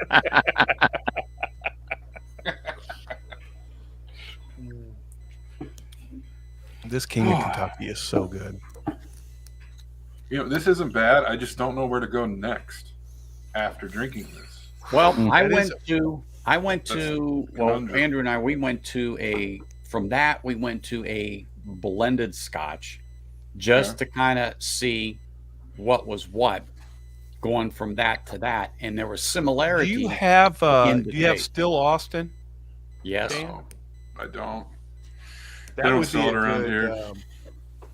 That would be a good transition. Because to me, Still Austin has a little bit of that smoky mesquiteness to it. See, someone said that, and I wasn't quite getting that, but because I didn't like it because that Long Branches trickled through mesquite charcoal. Yeah, and that turned me. And yeah, exactly. That's why it's like somewhere sitting. I'm saving it for hanging AZ when he comes. Now there's the deal. Good. Is that the baby or that's single malt? Yeah. That Hudson Corn whiskey. $9.99. Holy shit, Andrew. Yep. You fucking scored on that. I don't care if it tastes like dog piss. It's going to be good. Jane Walker. Or what? What the hell is Scotch that? I have sitting next to me right now. 10-year Jane Walker. Jane Walker. Yeah. Oh. I haven't tried that. It's not bad. At first, when I saw it, I thought I bought it to kind of shit on it because I was like, "Oh, we're making scotch for ladies, as if women can't just drink scotch anyway." Right. Right. It's got to be special. It's got to be more. But it's actually, it's master blender is a woman and put it together, and it's good. Does it taste like tits? I haven't tasted any. I'm just gonna throw that out there because I'm assuming there's probably not a whole lot of females on the stream right now. Well, and if there is, I'm sorry. The thing about Jane Walker is Jane Walker put that batch together. So it's not, it wasn't 4 ladies. Jane Walker is. Well, it's Emma Walker. That's it. I knew. Yep. But anyway, so she made that. She's part of the family. Mm-hmm. Yep. It's good. It's good.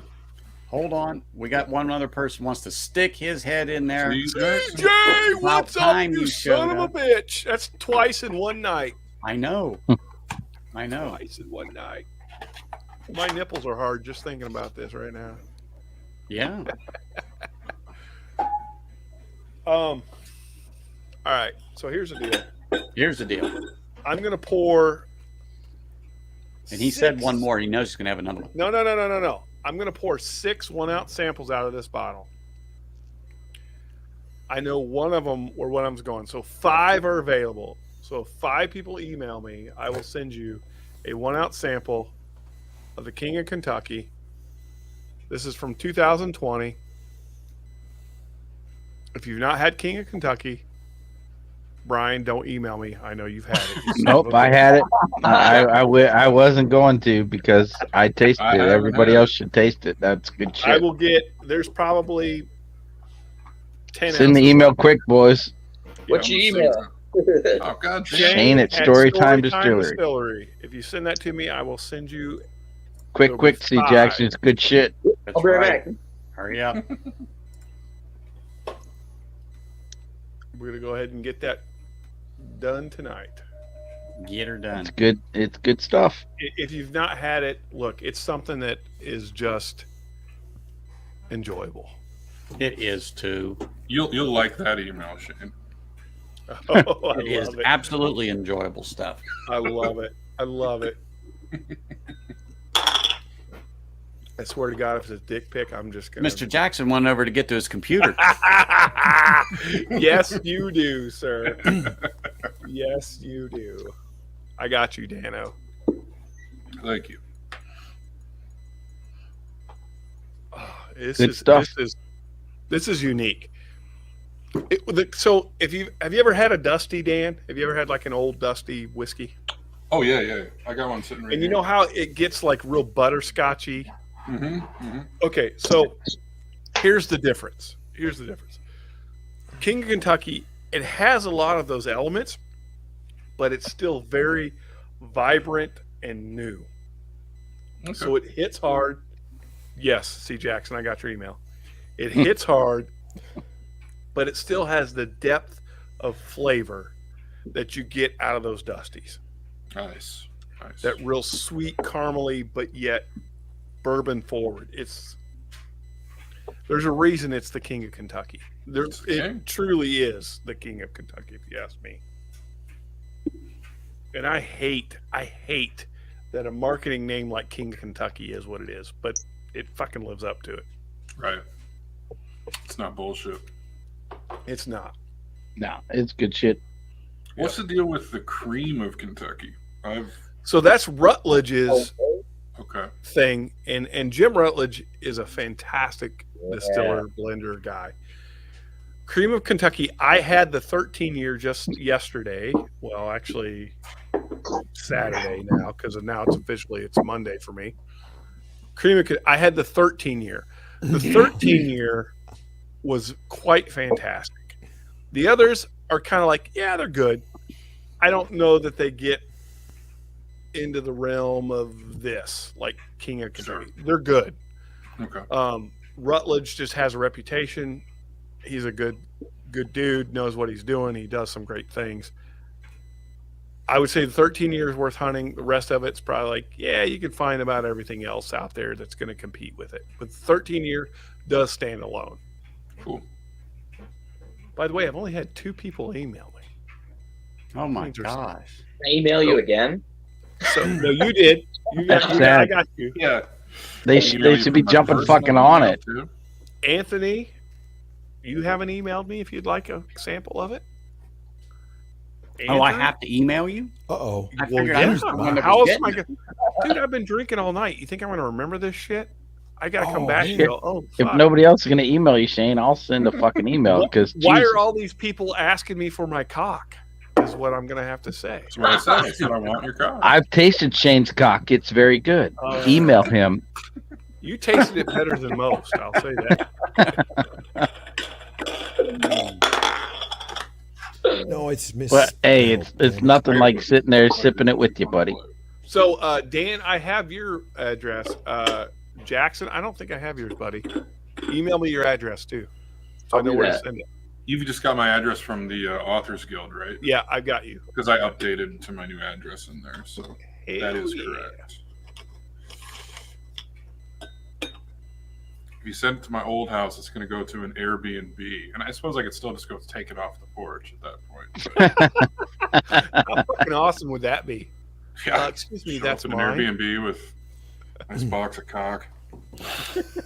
All right, there we go. Had a typo the first time in the address. It bounced. I just It's got a good hard stuff. on. Keep talking, Andrew. Oh, very well. I'm going to be doing more of that. Okay, your email I've came through. discovered that video editing is hard and writing. Two scripts more for me samples is not so available. hard. The next two that email me will get a sample of King of Kentucky. So did mine show 2020. up? Send it, people. Send it. It's good shit. All right, Matt. Oh, I'll yes, it is. I'll talk to you later on, bud. Have a good night. All right. Cheers, Matt. All right. Did it go through the second time? Is that your nephew? Yeah, I got Yeah. it, Andrew. I got Nice. it. Oh, yes. He's All the one right. that was asking about the smoke Um, wagons, right? Yep, I'm certain. I sent it to him. Well, It's a I good- delivered it's it a to good him. pour, buddy. There you go. I'm certain that it's going to be better than this. Probably. Well, I would say discovered that there is a very good 99.999% reason for that. chance. Yeah. Look, even at the price, well, the price might be the reason it is better than the King. of Well, Kentucky. I think the price is there for a reason. Is it? Yeah. Yeah.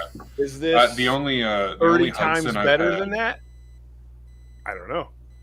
Yeah, probably. Probably. The only Hudson I've had is the corn whiskey because, like, I love mellow corn. I'm like, oh, cool, straight corn whiskey. It literally tasted like if you just drank the water off a can of corn. Like stunk up the room like canned corn. Steve Burkow, I got 4. I've got 1 sample left. Who's getting it? Attaboy, B. Bauer said he hoped he spelled it right.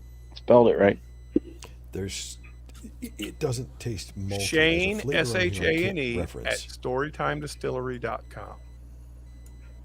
I've got Steve Burkow, C. Jackson, Andrew Chance, and the Deathless Dogs. That's right. It's good By stuff, the way, people. dude, can I just say, Dan, and I'm sorry, Anthony, because I know this is your stream, but Dan, your fucking intro the other day with your song that you did is so good, bro. Oh yeah, I play that on every stream, and then I have to go and chop it out That because I get a shit copyright is claim from myself. so good. I love that fucking song. It's so good. It's That was my favorite one to play live every time. dude. We usually and I can closed. totally see We why. opened or closed So with good. it, and it was always fun. Loved it.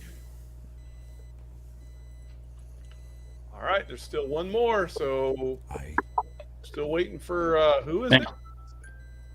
Oh, Bauer said, Top Shelf Dustin, 30 times better than just about all bourbon. You're not wrong, Dustin. What B. the Bauer hell- is the one who questioned the spelling. Great Shot said he's in. Great Shot. Did Great Shot get That'd in? be Let's Mark see. something. Says email I'm sent. going Maybe to take a from Mark. screenshot of the emails. Oh, nope. They're all gone. Anthony got the last one. There you go. You can send mine to Mr. Rayshot. I got 1, 2, 3. If he 4, sent it 5. in, Nope. send it to him. Now we all just need to get on a stream and taste your cock. Taste my Tasty. cock on live stream. Oh my god, bro! That's the special members only stream. It's back room. only. Will Bauer got in. Oh, I might have to do. I don't know that I got enough. Well, I'll try it. I'll see if I can get 6 out. I'll get 6 out. Like I said, give mine to Mr. Great Shot. I'm good with it.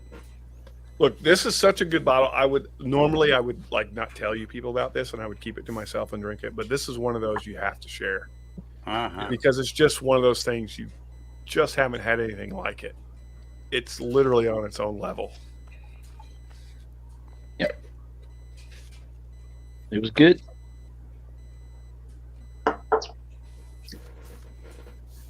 That's why I added it to my top 3 of the year. There's a reason I said it was one of my top 3 I had this year. Have any of you guys tried Knob Creek 18 yet this year? Yep. I haven't. What did you think of it? Tell him, Shane. It doesn't live up to the price. It's good. There are, at that price, there are so many other whiskeys out there that are better. Mark, I don't see a fucking email from you, buddy. I'm sorry. Until I see an email from you, it's not happening.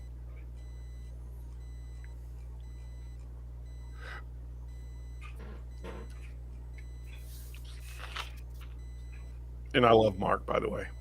He just got his Friday at Fred's and Port Night Rises bottles. I think yesterday. Yeah, Steve, if you drink, you cool. take the Continue Kentucky, it will ruin.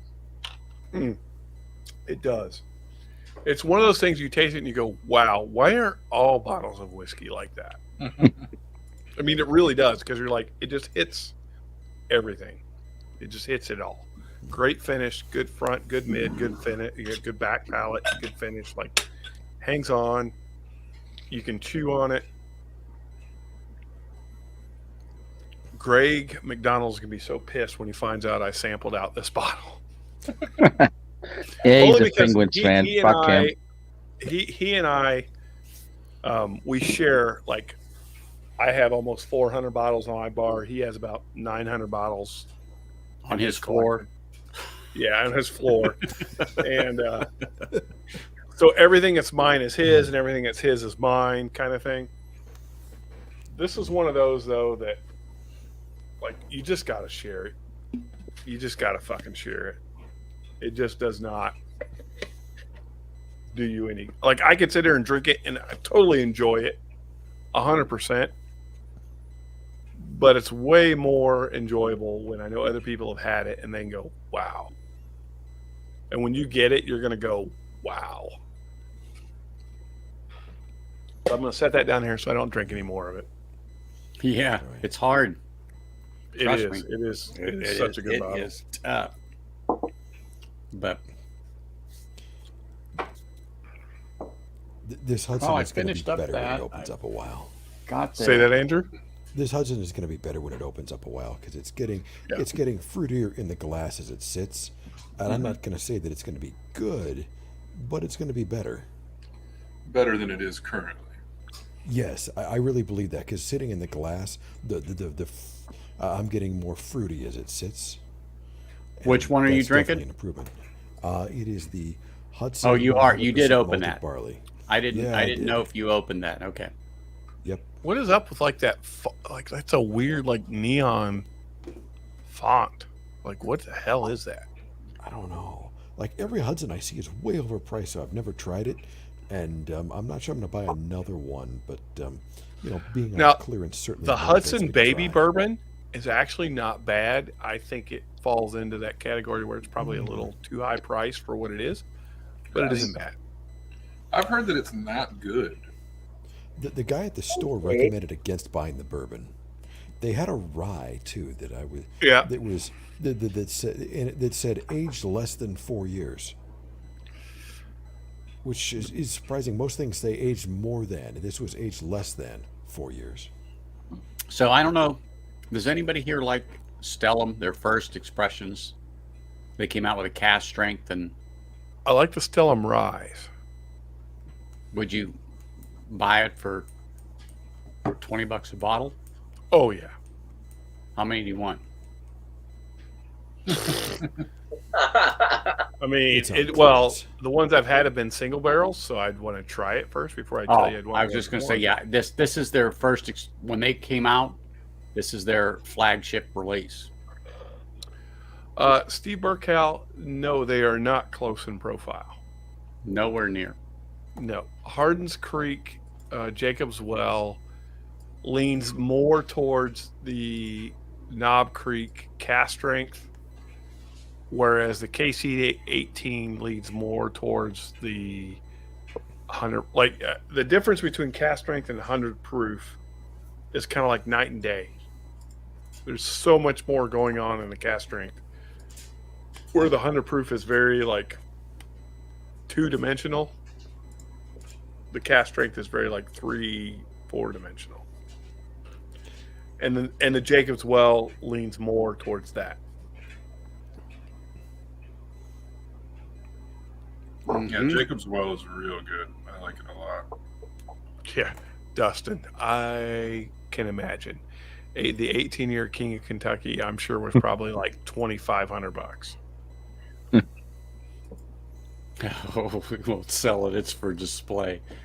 So I was at the shop we went to, Shane, with the museum pieces. Yeah, that one. Yeah, exactly. And they were all still there on the shelf. Of course they were. They were all still there on the But shelf. here's why that happens, right? They don't make their money off those bottles anyway. They make their money off that cheap shit. The Fireball, Wheatley vodka, Captain Morgan. Like that's where they make their money as a business. So for them to have those on their shelf to pull people in, I get it. They're only going to have a couple bottles of that. I get it. Yeah.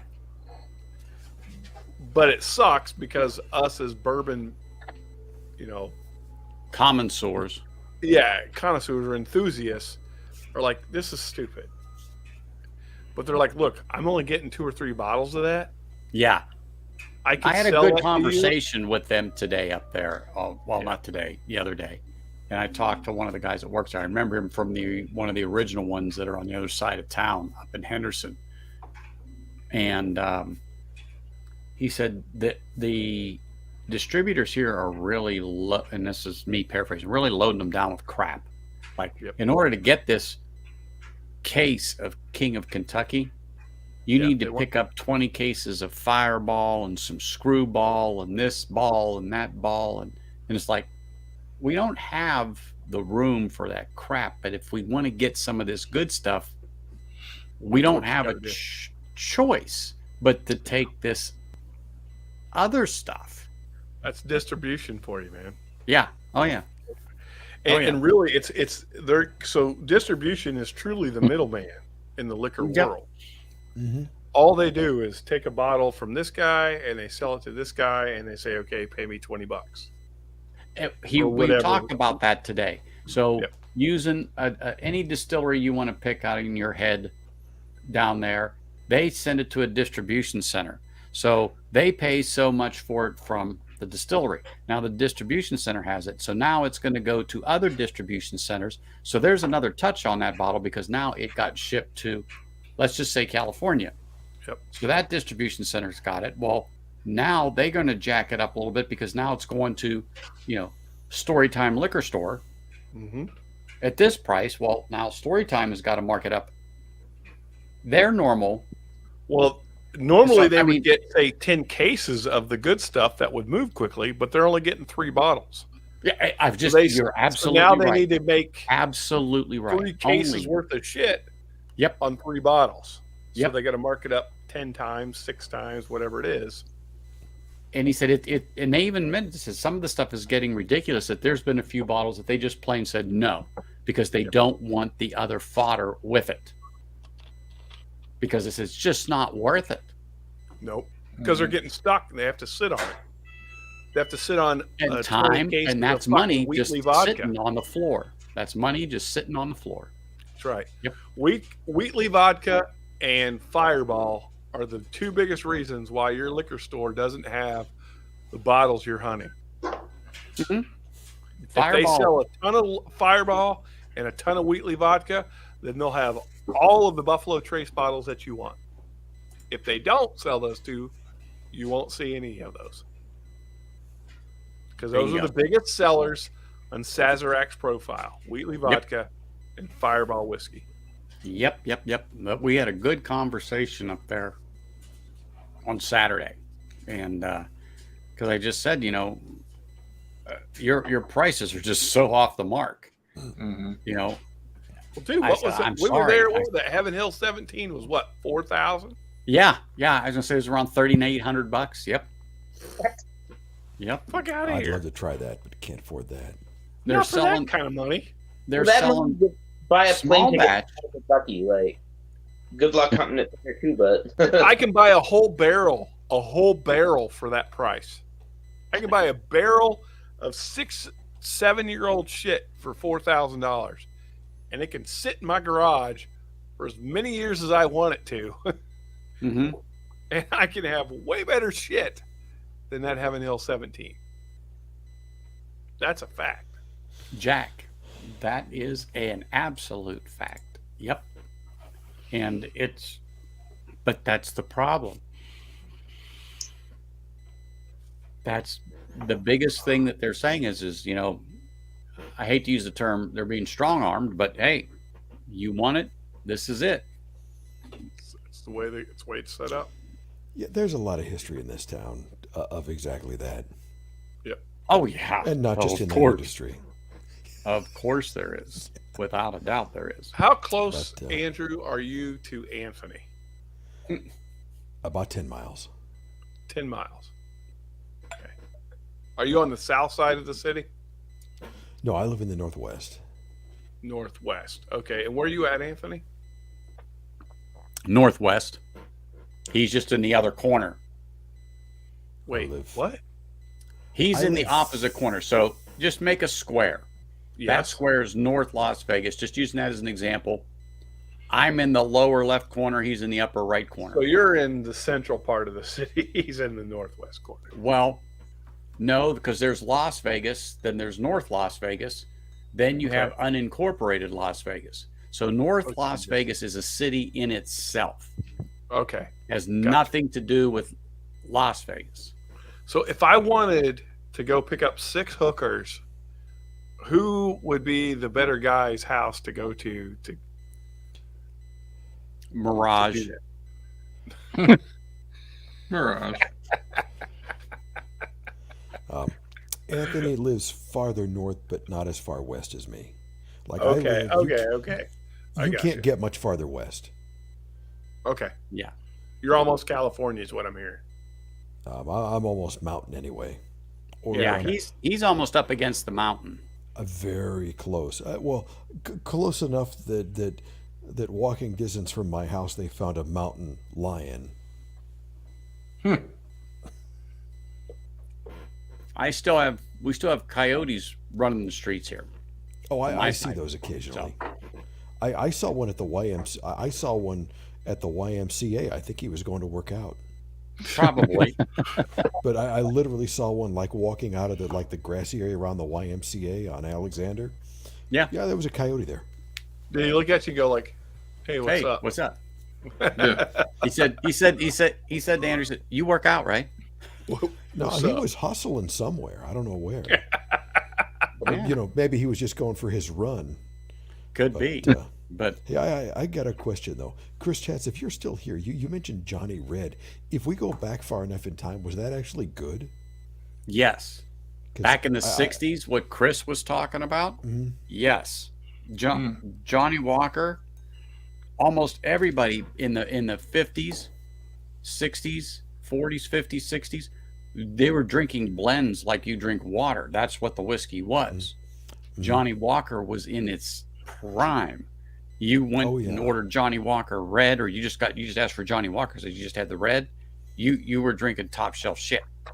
Were you? Because I know the shift from blended to single malt, but I know right now, like you could pour me a Johnny Red at a bar, and instead of paying you for so I could drink it, I'd pay you so I didn't have to drink it. Exactly. Most people would.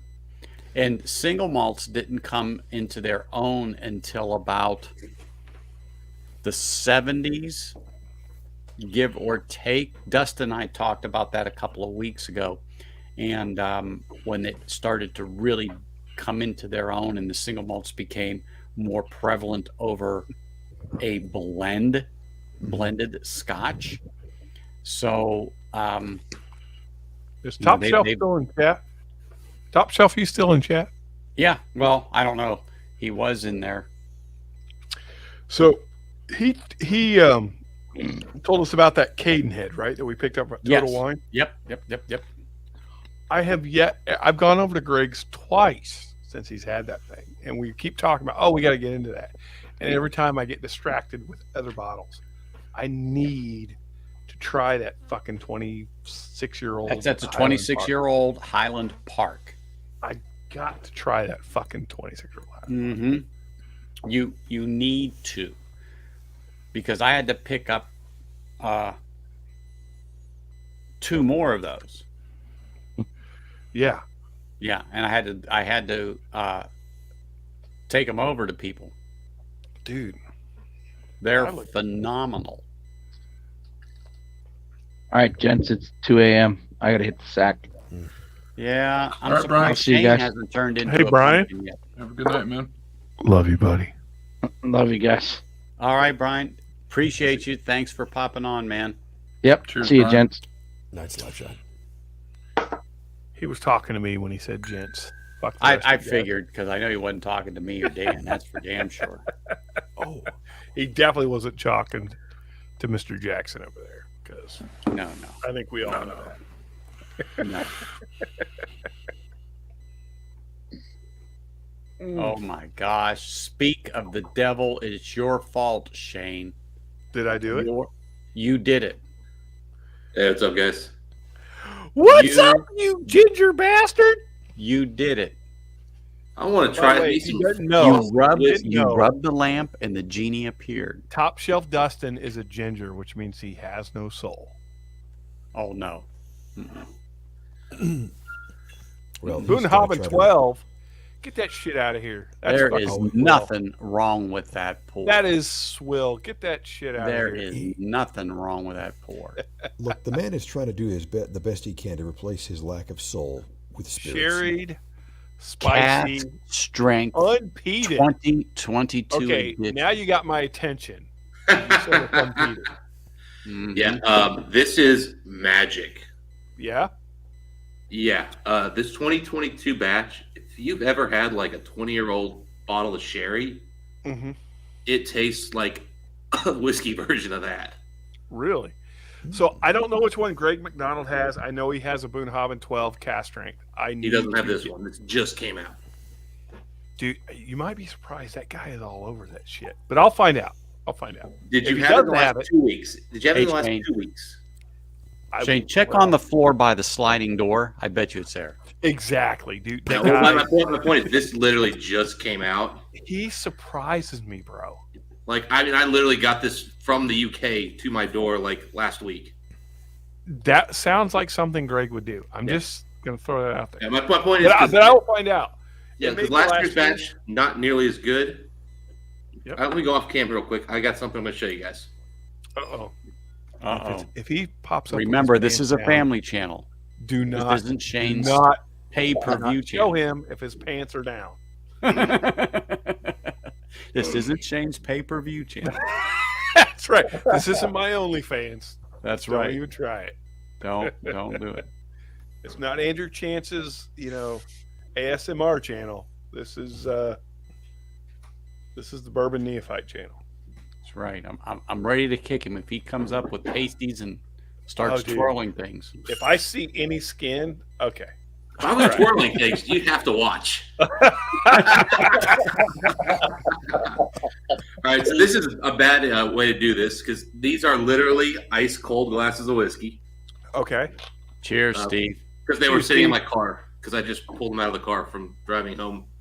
Anyway, we're gonna see how well this blending works. Excuse me while I whip this out.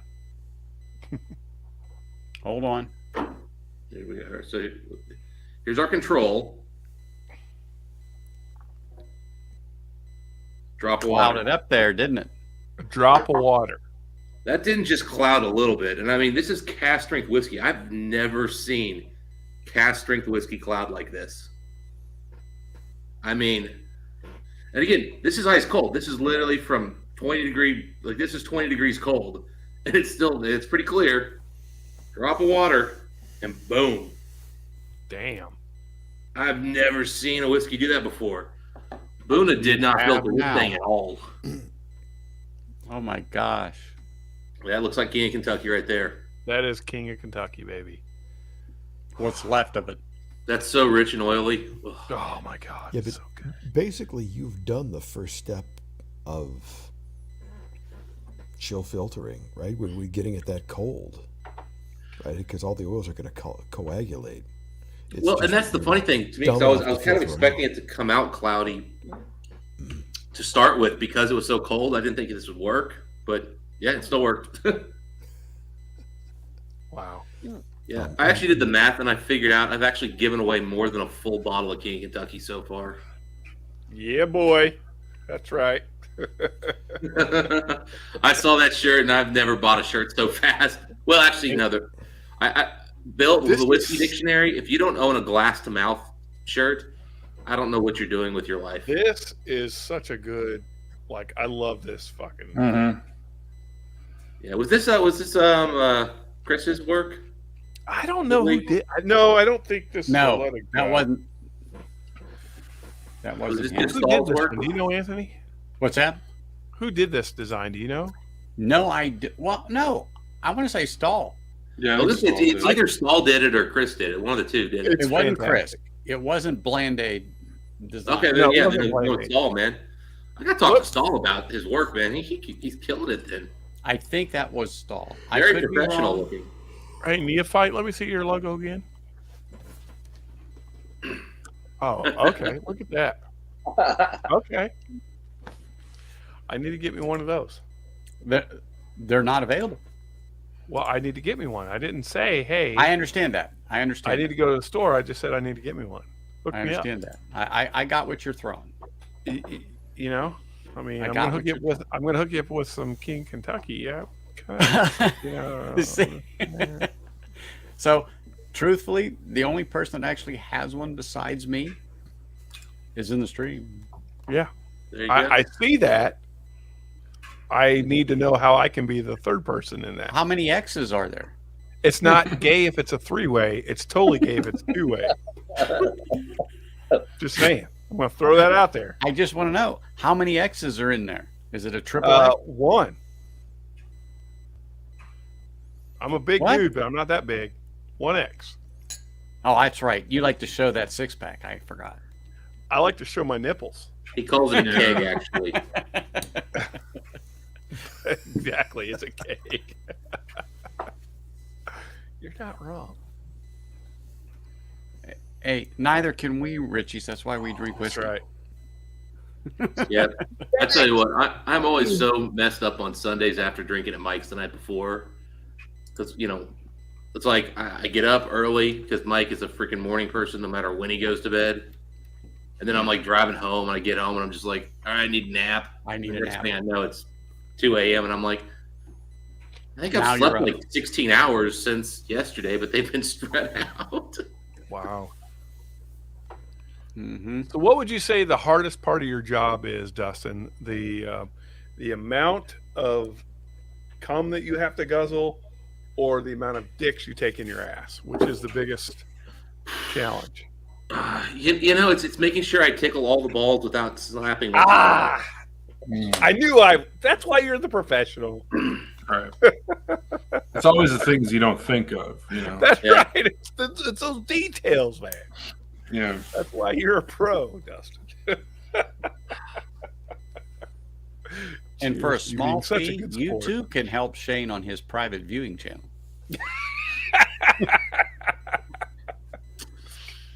Yeah, Shane maxed his credit card out last month on the channel. It was Totally weird. did. Totally. I was like, that is one big tip. That's For once, it is. for once I'm not You know talking what? what That's you not the put in first there. time I've heard that.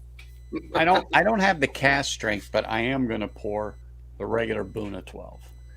Yeah, this tastes absolutely nothing like Boona 12. I can't even express how, like, Mike and I were drinking this. We did a review on it, and we're just looking at each other like, this isn't Boona 12. It's like some crazy. Listen, 3 times I have tried to get that Cadenhead 26 Highland Park, and intentionally, like, hey, I'm coming over, Greg.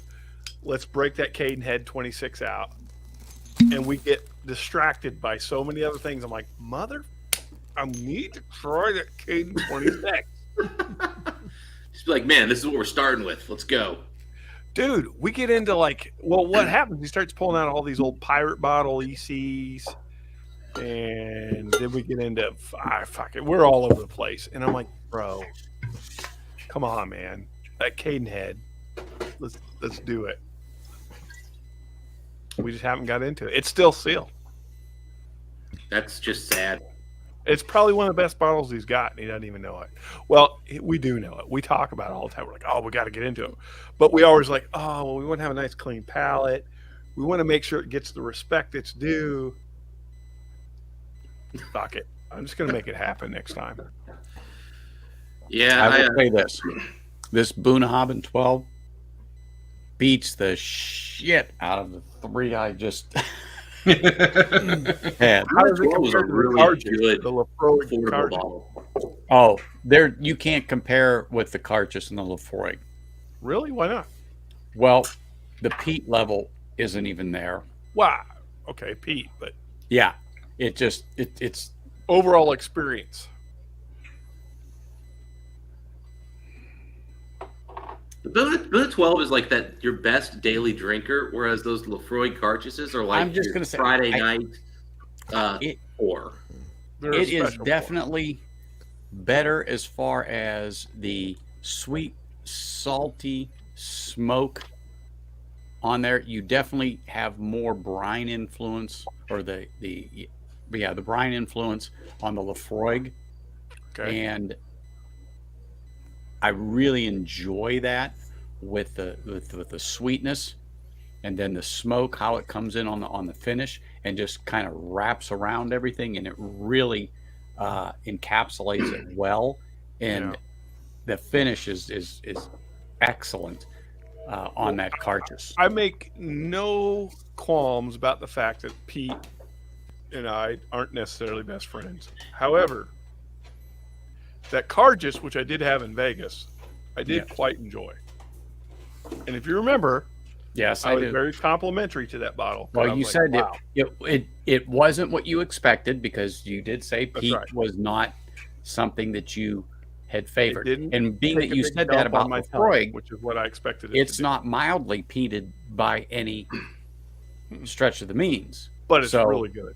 When you said this isn't bad, I'm like, holy smokes, I might have another convert here. Yeah. Well, Shane was thinking he was going to get Peter North, and he got Peter Pan. I mean, it was just a little. Yeah, exactly. True. I was expecting 14 inches of rock hard, and it wasn't.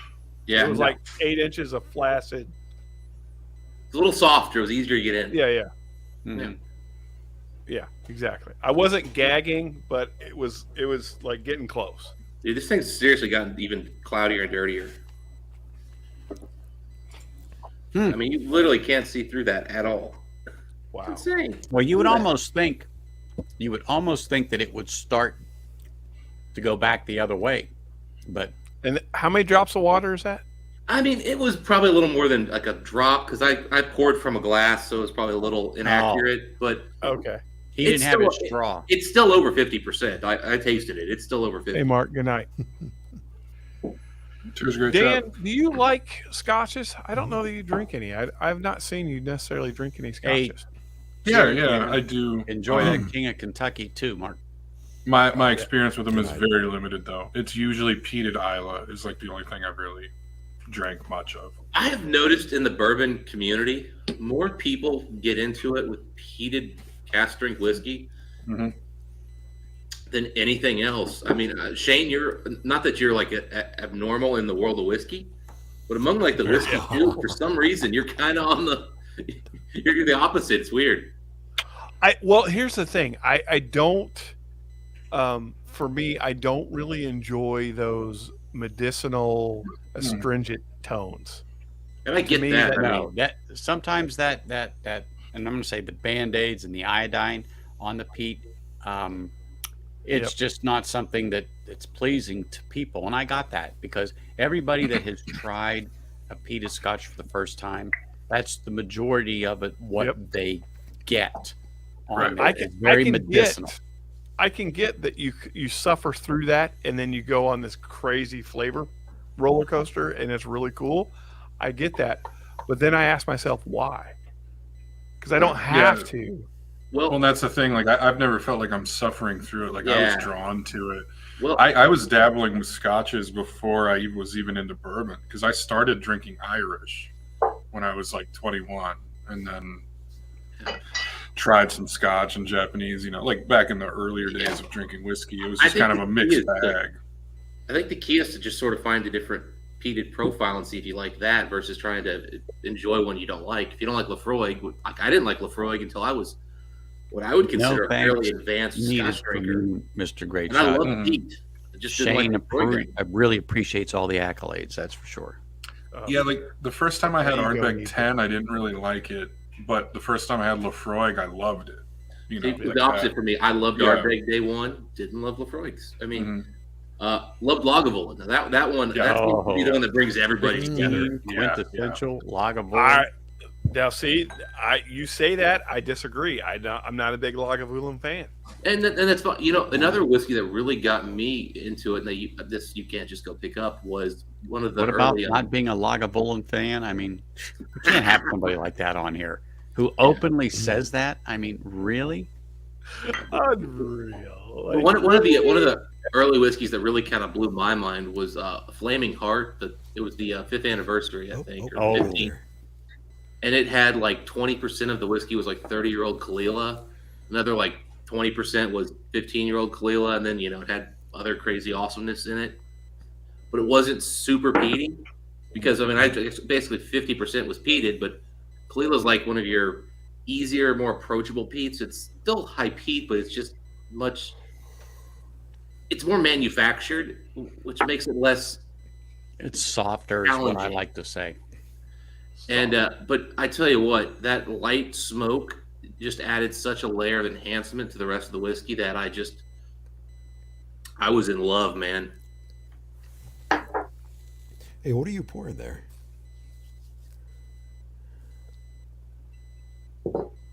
And for me, ever since, man, I've been a huge fan of lightly peated whiskeys. I think that really is. For a small moment, I thought Christian was bottle chugging. I was going to say, this isn't Livewire. It's not. Little moxie. I just saw the bottle going up, and I was like, well, I'll highlight him, but he was already done. But like, yeah, this isn't Livewire. Yeah, but he just poured something else, but I didn't catch the label. Who, me? Yeah. Yeah. Well, Eagle Rare. Yep. Oh, you're drinking Eagle Rare. Yeah, Eagle classic. Rare. Store pick. Oh. There you go. Oh, Hater bottle. Oh, I wish I could find an Eagle Rare pick. Christian, are you getting a grape note on that or no? Because some people get, like the grape Kool-Aid, like it's very pronounced. Other bottles, it just doesn't have that. Smell like everyone says they get grape. I get like cherry strudel, not grape. Yeah, I fall more into that camp too. On everyone I've had, I've never had a grape one yet. Never had a grape one, but I get the ones that I get that are good. I get a cherry strudel note.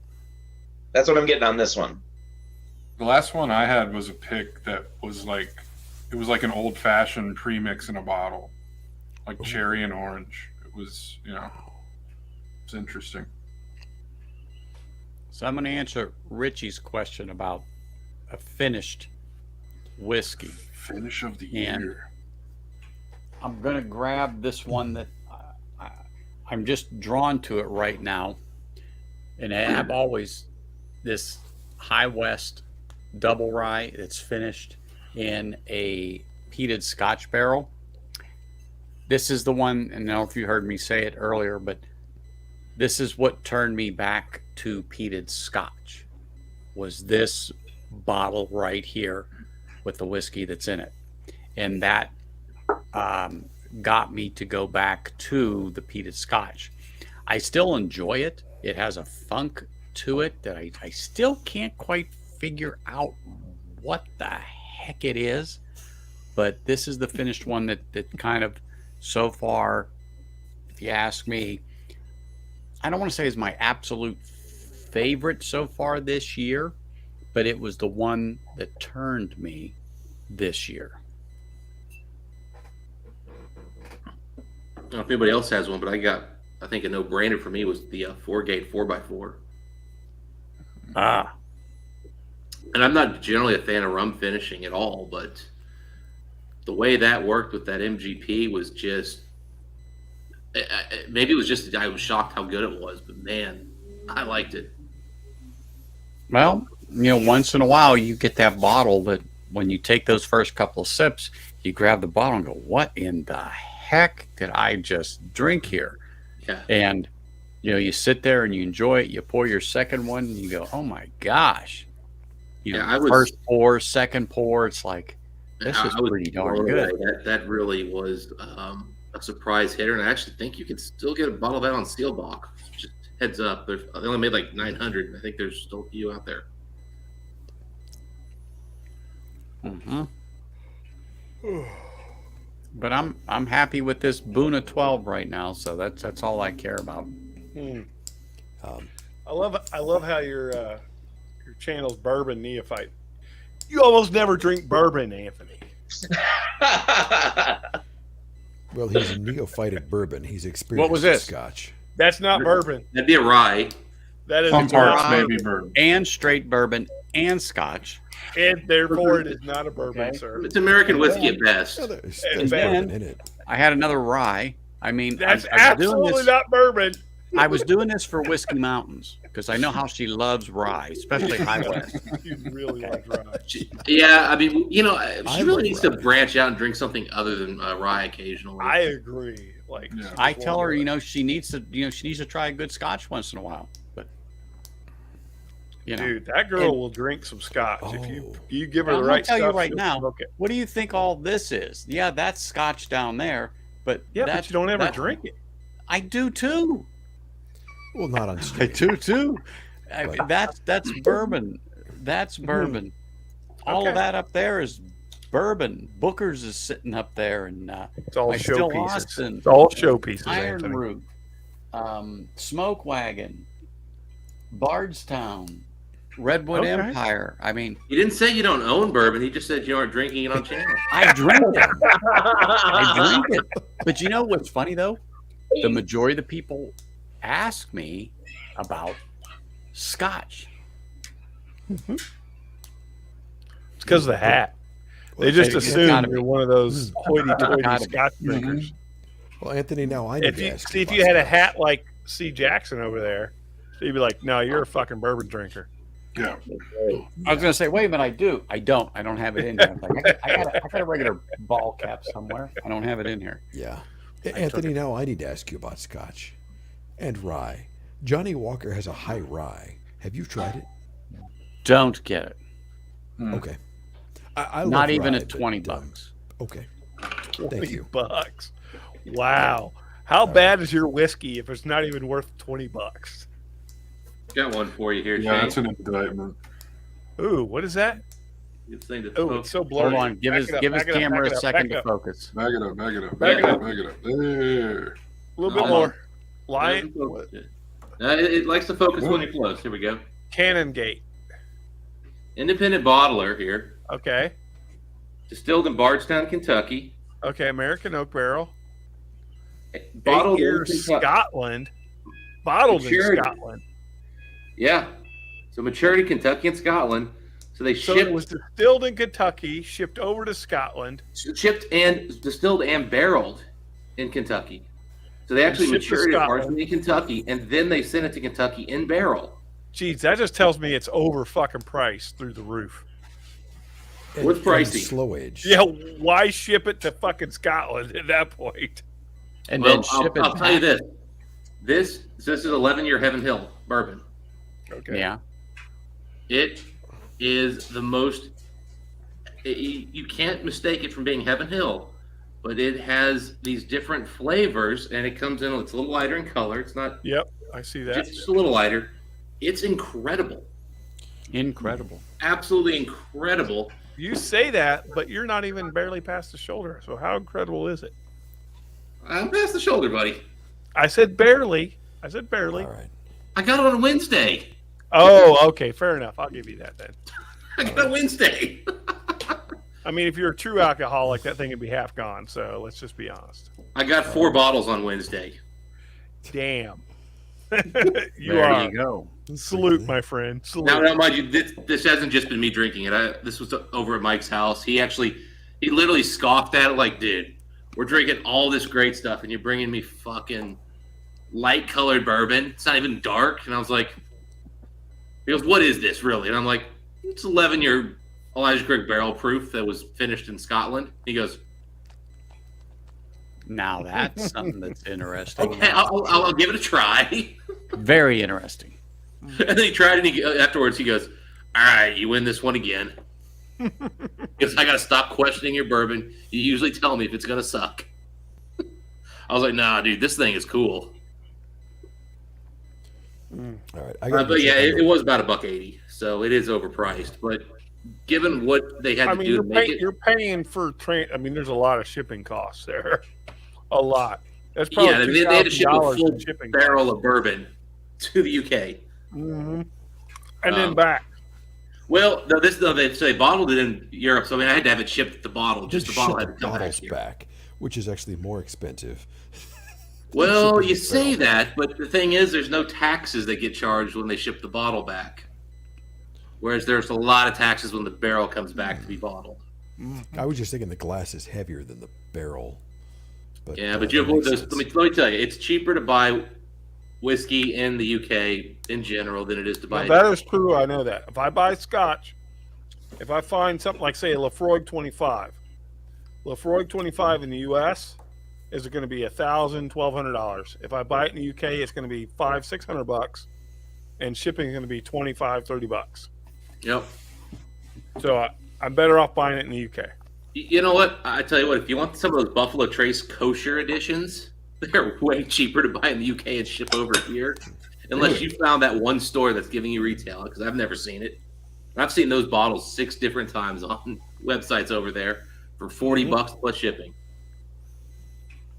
I'll buy my Kentucky Ale Batch 9, which is my favorite of all the Kentucky Ales. Same price as it would have been here in the U.S. You lose That's it. right. And I get it shipped here for free, and I get it in like 3 days.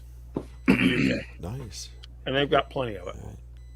All right. Yeah. I will be back in a minute. I got to go check on the boy.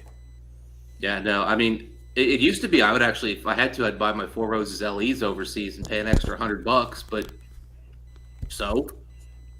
Right. They were worth $100 more than retail. They weren't worth $200 more. They're worth $100. What are you talking about, Busey?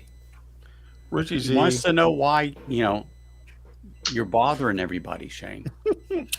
I'm going to bed. It's 2:30. Fine, Busey. Message received. I'm going to bed. You see, it's nice that he actually checks up on you, Shane.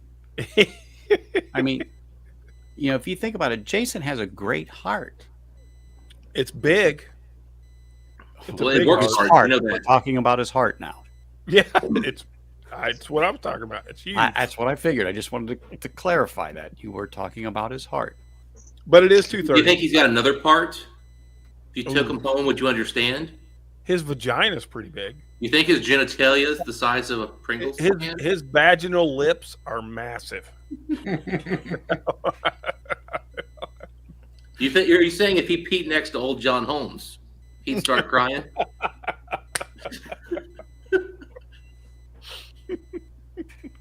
Probably. If anyone doesn't get the reference, that's Rodney Carrington. That's right. Probably. By the way, yeah, exactly. He could be a spokesperson for Arby's. He's got the meat. I'm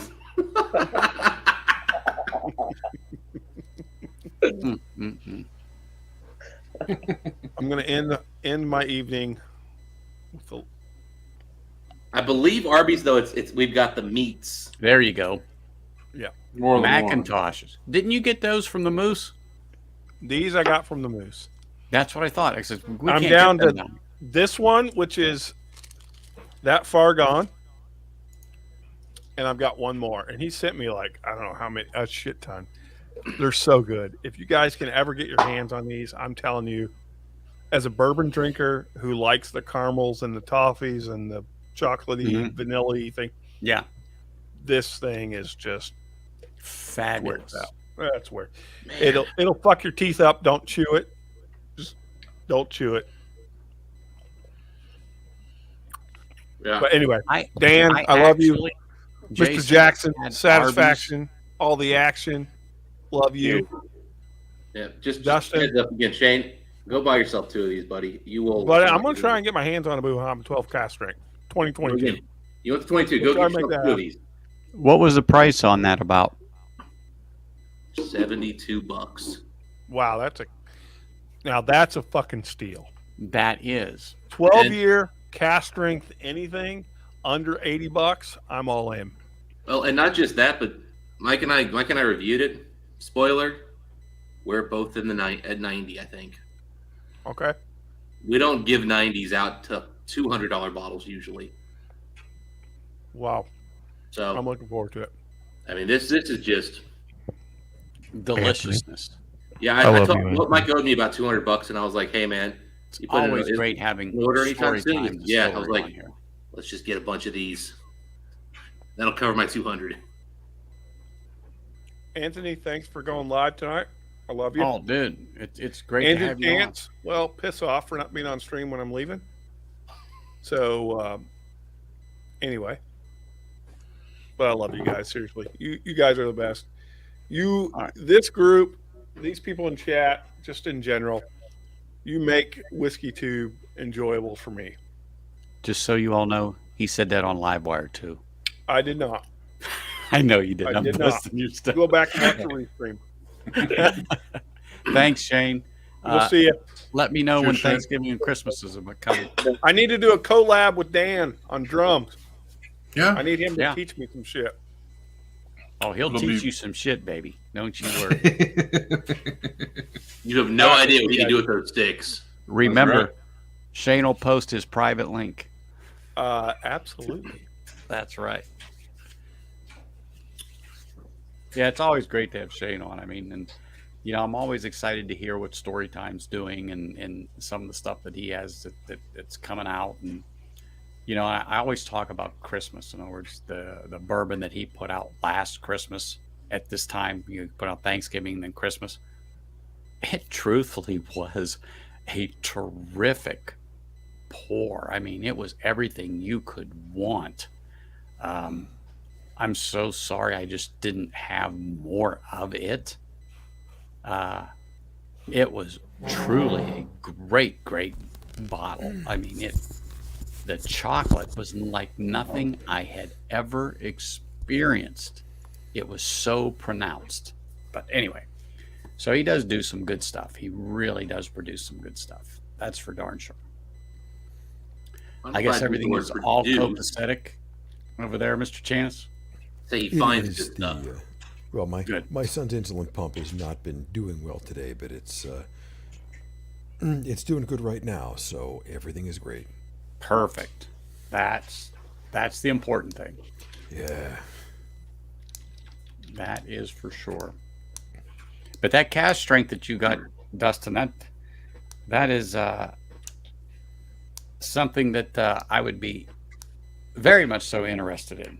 Yeah, I mean, just go pick one up on Whiskey World, man. I checked earlier today; they were gonna be happy to let me buy 35 bottles if I wanted. So I didn't check how many they had, but once I saw they had 30 left, I'm like, all right, I can share this. Mm-hmm. But yeah, I mean, again, it'll be 100, 120 when it gets to the States, plus tax. So that's still a very fair price. So I found a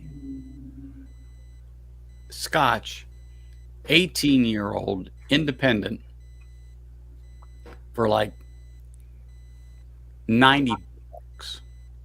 What's the proof on it? 46 or 48. That's not terrible. No, and for an 18-year-old, I can't remember if it was Glen Ellen was where they got the Glen Elgin, distillery. maybe? What's that? Glen Elgin? Maybe. I'm trying to remember. Elgin, Lagavulin. No. Glen Elgin, I'm going to say, is what it Okay. was. That's a light kind of fruity malt, if I remember. I haven't had a lot of stuff from them, but I would venture to guess it's a. But an 18-year-old for under $100. Yeah, I don't think you'll be blown away by it in terms of like big bold flavors, but I think it'll be No, a really and I nice, don't think it was a peated. I enjoyable think whiskey. it was a No. space side.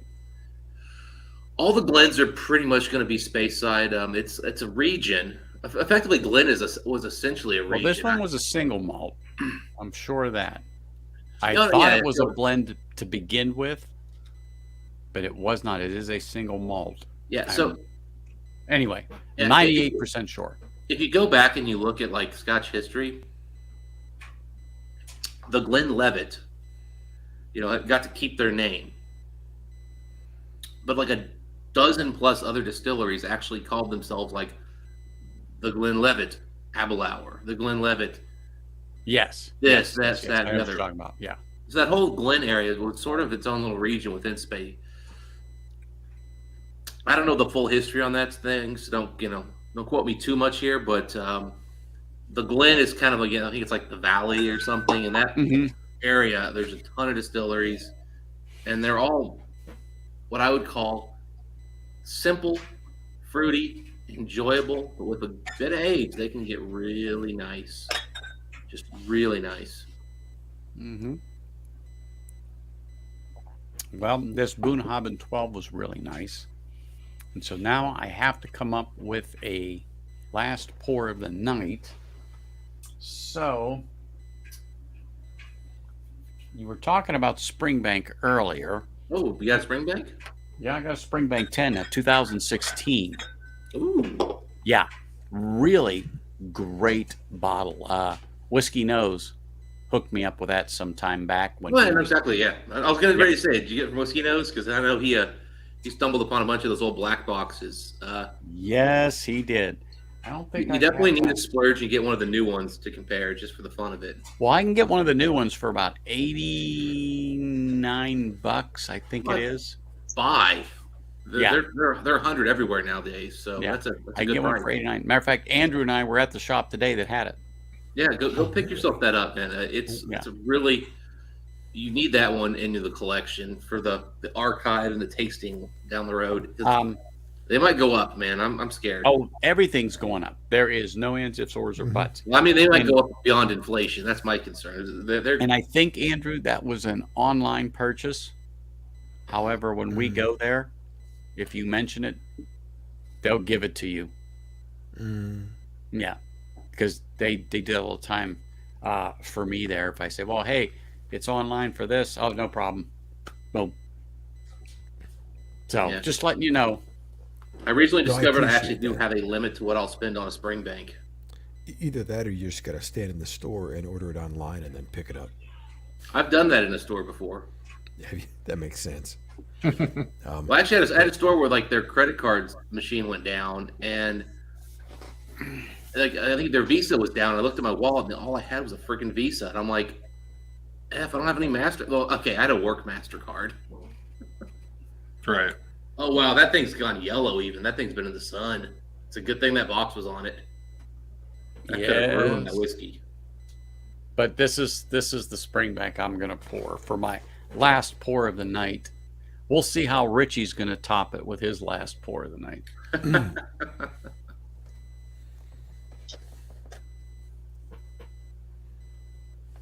Get myself off of the solo. Oh, there you go. Now, Red which Ranch. pick is that?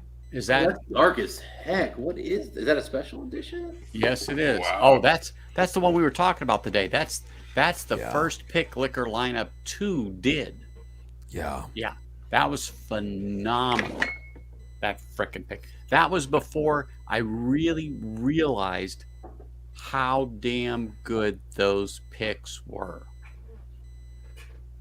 I don't I've think never seen had Red a Ranch Red locally Ranch. yet. Phenomenal. No. Phenomenal. I've The never had picks one. are 100 times better than the standard. I will leave the standard on the shelf every time. I Okay. leave the standard on the shelf right now from Frey Right. Roach. But the picks, It's buy the damn picks, everybody. Buy it's the picks. yeah. Well, it's cast strength, and I have a soft spot for them because they're in Nevada's cow counties, and Yes. before Las Vegas, I lived in one of the cow counties. Although technically it wasn't a cow county; it was a sheep county. because the sheep outnumbered the people, but the cows didn't. Well, and there's a lot of people I'm sure that enjoyed those sheep. Yes, that's true. So I understand it's pretty chilly where you are there, Dustin.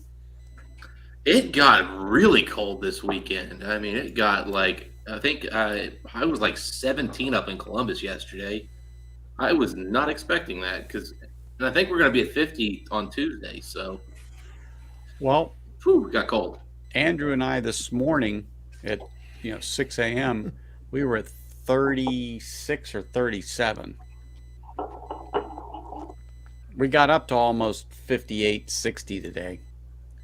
Yeah, I don't think it broke 30 today. It's been in the 20s all day, and like it. And again, we've been 50s, 40s, 60s, 70s like the last couple weeks.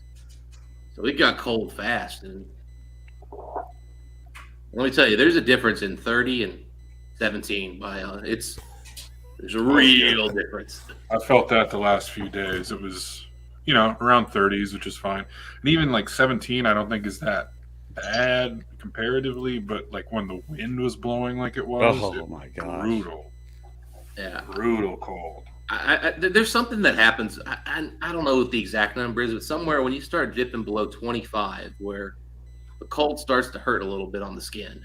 Oh, yeah. Like I cleaned my garage yesterday, and I swear it took me like 5 hours just to like warm up afterwards. I still was just sitting around feeling cold after. Yeah, it's always where I get like annoyed when people are like, it's 40 degrees. Like, it's so cold. And I'm like, oh, put on a freaking extra t-shirt under whatever you're wearing. Like, give me a break. It's 40. Well, it's not that. I have friends in New York. Now, none of them are around Buffalo specifically. Oof, that's rough. Yeah, and they got whacked. But I lived right off of Lake Erie most of my life in Pennsylvania. So that lake effect snow was awful. Oh, but yeah. if you went another 20, 30 miles south of where I was in Erie, Pennsylvania, they got even more snow than we did because the further away from the lake, the more it dumped, You get to that 25 to 50 mile range. There was a line there that it just got walloped. I grew up in upstate New York, outside of the Finger Lakes, and man, every winter you'd just get smashed sometimes. It was ridiculous. I mean, I have friends in Oswego. Oh, that place gets hammered. Oswego, Watertown too. Yep. Oh, yeah, that's bad. Yeah, my buddy, is in Utica, and he teaches at a college. Teaches at a college there. He's a geology professor, and I kept sending him a text. I says, "Well, how is it? How is it?" He got next to no snow, if any at all, from it. So he was lucky because his son's away at college now, and he has a daughter. And he said, she's just not out to get in there shoveling. And I said, well, you better get up early enough and get out there. All right, guys, the phone's about to die. I'm going to take off. All right, Christy, great having you on, man. Thank you for popping in. Let me raise a glass to you, brother. You're always welcome. You don't need an invitation. Cheers. Cheers. Cheers.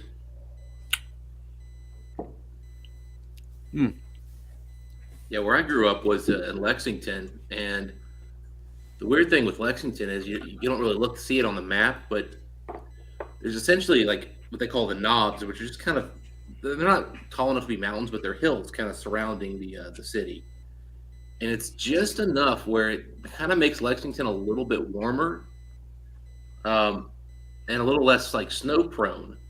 But what'll happen is it also puts us suddenly in that Goldilocks zone to get ice storms. Oh yeah. And I mean, I remember growing up, man, there was probably 3 or 4 times where like the whole city just got shut down by like a 3-inch ice storm. Or, you're watching trees are just falling everywhere around you. And then of course pipes are bursting, power lines are going down. I remember in high school, we went like there were some parts of town that had a week plus with no power from the ice storms. And I remember just getting drunk with a bunch of friends over at one of the houses without power. My parents were like, you're going to your friend's house? Does he have power? No. Where are you going there? It'll be okay.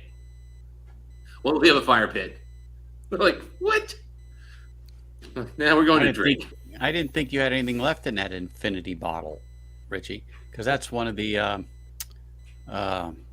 what was that called? Vodka bottle or something like that. That you have it in. Gosh, I know the name of it, but I can't think of it. Skullhead? Yeah, something like that. Yeah. That was the coolest. I remember in college when that came out. That was the coolest freaking like alcohol bottle ever. Just that skull head. Yeah, that's from Dan Aykroyd. Yeah, yeah. Mm-hmm. Actually, he just did a little live at a store promoting that particular bottle, if I remember correctly. Oh, cool. As I recall, and I had to do a double take. When I saw him, I go, "Is that Dan Aykroyd?" Because I recognized the voice. I don't think I've seen that guy since like that came out. Like he's kind of disappeared the last little bit. Well, when you get to be retired, it's like he's just doing his thing, and that's that. It's always funny the celebrities that disappear and the ones that just keep working till death. Mm-hmm. And the funny thing is, it's usually the really, really, really good ones who keep going forever, and it's the ones that are like pretty good, but they just weren't quite that great, who just disappear. Look, I can tell you, if I hit that Powerball for $1 billion, I'd quit working. Yes. Period. See, that's the thing is, I think I'd keep working, man. I just No. I don't know if I keep working for like my current company. I'd probably finish out the year. No. But no. I would need something to do with it. I would need something to do with my time, and I'd have to have goals, man. Like, yeah. Otherwise, I'd just be sitting around. Well, yeah, you could figure out something to do for yourself, but there's no way if you got that much money, you're gonna like listen to some guy tell you what the fuck to do. No, but I might start a company and work, and I'll be right. Yeah, you do something for yourself. Yeah, but then you're still listening to a customer. But I'd be finding some property somewhere, building me a house, and I'd probably take a year or two off work. I mean, admittedly, but at some point I'd be like, all right, I got to do something. Yeah. Some nice private jet flights to wherever I wanted to go. Cheers, I'll never Richie. forget. I worked for a startup, and the guy, the kind of the CEO. I mean, he was a successful guy. He'd taken some companies public, and that dude. Early on, he was freaking answering call center calls just to make sure everything was going right and taking shit from the people there. This guy had at least 150, 200 million in the bank, He wasn't a billionaire, but he still had some money. Right. And he was a gray-haired, 60-ish guy, I would say. Late 50s, early 60s. He could have been retired. He had fire, man. He just wanted to keep doing something. Yeah. I worked with a guy who was pushing 75, multi-millionaire 4 or 5 times over. He was working for us as a freaking contractor, working 90 hours a week. He just liked it. I knew a guy, and this is no kidding. He sold his business. He was a pilot in Michigan. He had a couple of planes. He sold it. He worked in the mail room at the hotel I was at. And just something to do, and never needed to work another day in his life. I wish I kind of would have known what happened to him, because I ended up leaving the company and went to the MGM side. But truthfully, a very, very nice person. Really good person to talk to, so on and so forth. But you wouldn't know that he had money. That's for sure. He got me one to send a text my buddy Cliff, see what he's up to. He's gotten up there. It's been about 5 years since we talked last. But in fact, I actually used him as a reference for my current job. That was about 5 years ago. And he gave singing resounding. He definitely helped me get the gig. Yeah. And that guy. I think he actually told me he made more money from selling one of his companies, letting the new owner run it into the ground, and then buying it back and then reselling it again than he ever made the rest of his career. He was like, I sold it to him for like $20 million. ran to the ground, bought it back for 10, sold it for 40 the next time. I made 30 million. There you go. Isaiah, what's your last pour of the night? But yeah, I'd quit in a heartbeat. I mean, I wouldn't turn anything in. Keep that last check, give it to whoever. I'd be gone. Absolutely gone.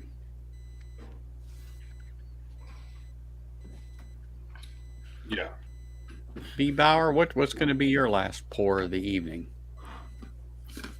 Oh, look at just. I figured you're going to go after a Campbelltown. Campbelltown. Mm-hmm. Yep. So Mike and I recently stirred a little bit of controversy up especially in the Scotch whiskey tube community. You and Mike stir up controversy, please. I would say this is the first time we've actually gotten like other channels commenting on us. We actually were featured in Rob and Jeremy, Whiskey in the Six and Sipper Social Club's channels, because we just ripped the Kilkerran 8 port to shreds. Because quite frankly, it's one of the worst things I've ever put in my mouth. I said basically, man, this reminds me of when I was a little kid and I had broccoli, and I was just like, Mommy, this is yucky. Hey, that Redwood Empire B. Brower is a phenomenal bottle. So I've had the Lost Monarch sitting for over a year before I popped it a few months ago. No damn idea why I waited so long to pop that thing. It is a great pour. I might finish off with this, the cask strength Lost Monarch. Oh my gosh. That beauty. They're not here yet, but I know they're coming. I had Big Vic help me out and get this. It's funny you should say that. I have dropped him a line about that because I've seen all three of them, but they're not here in Vegas yet. I hear the Emerald Giant cask strength is really good too. Ugh. But I mean, it's cask strength MGP rye. It's going to be good, Wow, this is really smelling smoky tonight. Oh yeah, I mean it's just not here in Vegas yet, B. Bauer. It's just not. But it helps to have, friends in California around town that know where certain things are, and thank goodness I live in an area that people just love to frequent, so I get a lot of hand deliveries. Right. Yeah, the being part of the whiskey community, putting yourself out there and putting your face out there, it pays some dividends in being able to get a hold of some bottles. It's not about having a channel or any of that, but just being. If it wasn't for like you and Dan and stuff like that, being in different parts here and there, I know that I couldn't get some of the stuff I got. People that I know, in Florida, and of course my nephew on the East Coast, and just like Big Vic in California, Mike up in Colorado, and I mean just things. Great shot down in Texas. Yeah, I don't go out of my way to get bottles that often, through the community and through stuff. But every now and then, there's something you miss out on locally. Exactly. You really want, and somebody will just, hey, I found this. Hey, what do you want to ship me a bottle? I mean, I know it's a hassle, and most people are just like, oh, well, it'll be like it'll be $100, it's $7 tax, and shipping will be $20. What do you want? What do you mean, 127? Oh, okay. Figured at least I'd pay for your gas going to and from. Mm-hmm. That's when you always just sit there like, all right, cool. So 135 is when I'm sitting that person. You'll get every now and then you'll get a comment back like, really? I'm like, dude, I know you spent $7 in gas. You put in the legwork. Damn. Like at the very least, I'm like, you had to drive around. You probably needed a box. Had to use some tape. I mean, come on. And that's just it. It's one of those things. They're being released, but it's I don't want to say it's hit or miss, but it's hit or miss. In other words, they may not be down between Houston and New Orleans yet, but in California, apparently they're over there just like wallpaper on a house. They're everywhere. But here in Nevada, no, they're just not here yet. It just doesn't make sense. Man, this is I should say, nosing really interesting tonight. Like Mike and I actually reviewed this as kind of a joke. This is gonna be our Christmas Day review. Usually we do like a really high end bottle, but after we just trashed the Kilkerran 8 port, we're gonna do this bourbon one, which came out in 2017, which is also part of the funny because I got one guy insulting us. You barely drank any of that whiskey. Why are you reviewing it so soon? Because no one's going to be able to get it in another month because it's going $400 secondary in some markets. Isn't that ridiculous? And I'm like, yeah, I am. And then also like, you seem like you just came into this review biased. And I'm like, well, you saw the whiskey had been drank, right? Like, I'd already had it. I knew what I was going to say about it. Like, this wasn't a shocker. Now, admittedly, I was reviewing it based on the glass I had, but I'd had it multiple times. It was funny. I love the negative feedback though, because it shows people are watching and care. If you never get negative feedback, I don't think you're putting out a very good product. I agree. Yeah, you gotta have haters. I mean, well, I had one real bad hater who didn't appreciate me camping and drinking. Exactly. That's what you do when you camp. I thought that was the point of camping. Okay. That's all I do. But I understand his point. All right, I absolutely do. I understand the person's point. And I don't know if it was a him, but I understand that person's point. But alls I do is walk out of my camper, I plop my butt in the chair, and I open a bottle. I'm not hiking the Appalachian Trail anymore. I've been there, done that, and got the T-shirt. Okay? I'm leaving my camper, walking down 3 steps, taking 3 steps to my left, and sitting in my zero gravity chair and enjoying a dram. You're not exactly roughing it up there. Anywhere. I am not lugging anything into the woods. Okay? So from that perspective, I got what they were saying, and you're right. But I have hiked the Appalachian Trail, and at the end of the evening, pulled out my flask and sat there and had an enjoyable, relaxing dram before I retired for the night. What's wrong with that shit? Nothing. Exactly. I'm not going to get shit-faced because I know I've got to walk out of there and I need to have my wits about me. Got it. But there's nothing wrong with that. And if you don't like it, that's fine. You don't do it. I don't hold any grudge against you for that. I'm fine with that. But me, I got a nice flask. I got it filled with something special. At the end of the night, I have a few nice swigs out of that thing, and I would sit there and I would relax for the night after hiking, 10 or 12 miles. Yeah, exactly. But so I just, I wasn't 100%. I didn't dismiss him. I just said, well, I appreciate your point or your opinion, but I really appreciate your commenting on my stream. Thanks. Boom. That was it. Yeah. But I got what he was saying. But he took was everything out of safety context of it? as to what I was talking about. Yeah, I mean, I got a point by point, detailed explanation of why, our review wasn't any good. And it was like, 1, the bottle was barely below the shoulder. Fair. Legit point. Except the fact that, if you hate the whiskey, that's different than, I'm not quite digging this. It's not quite where I want it. So there's a difference. 2, you didn't let the bottle open up in the glass long enough. And I'm like, what's long enough?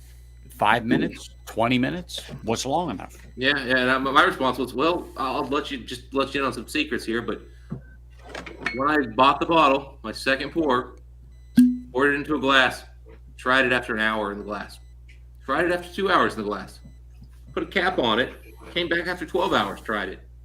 Left the cap on, came back at 24 hours, tried it again.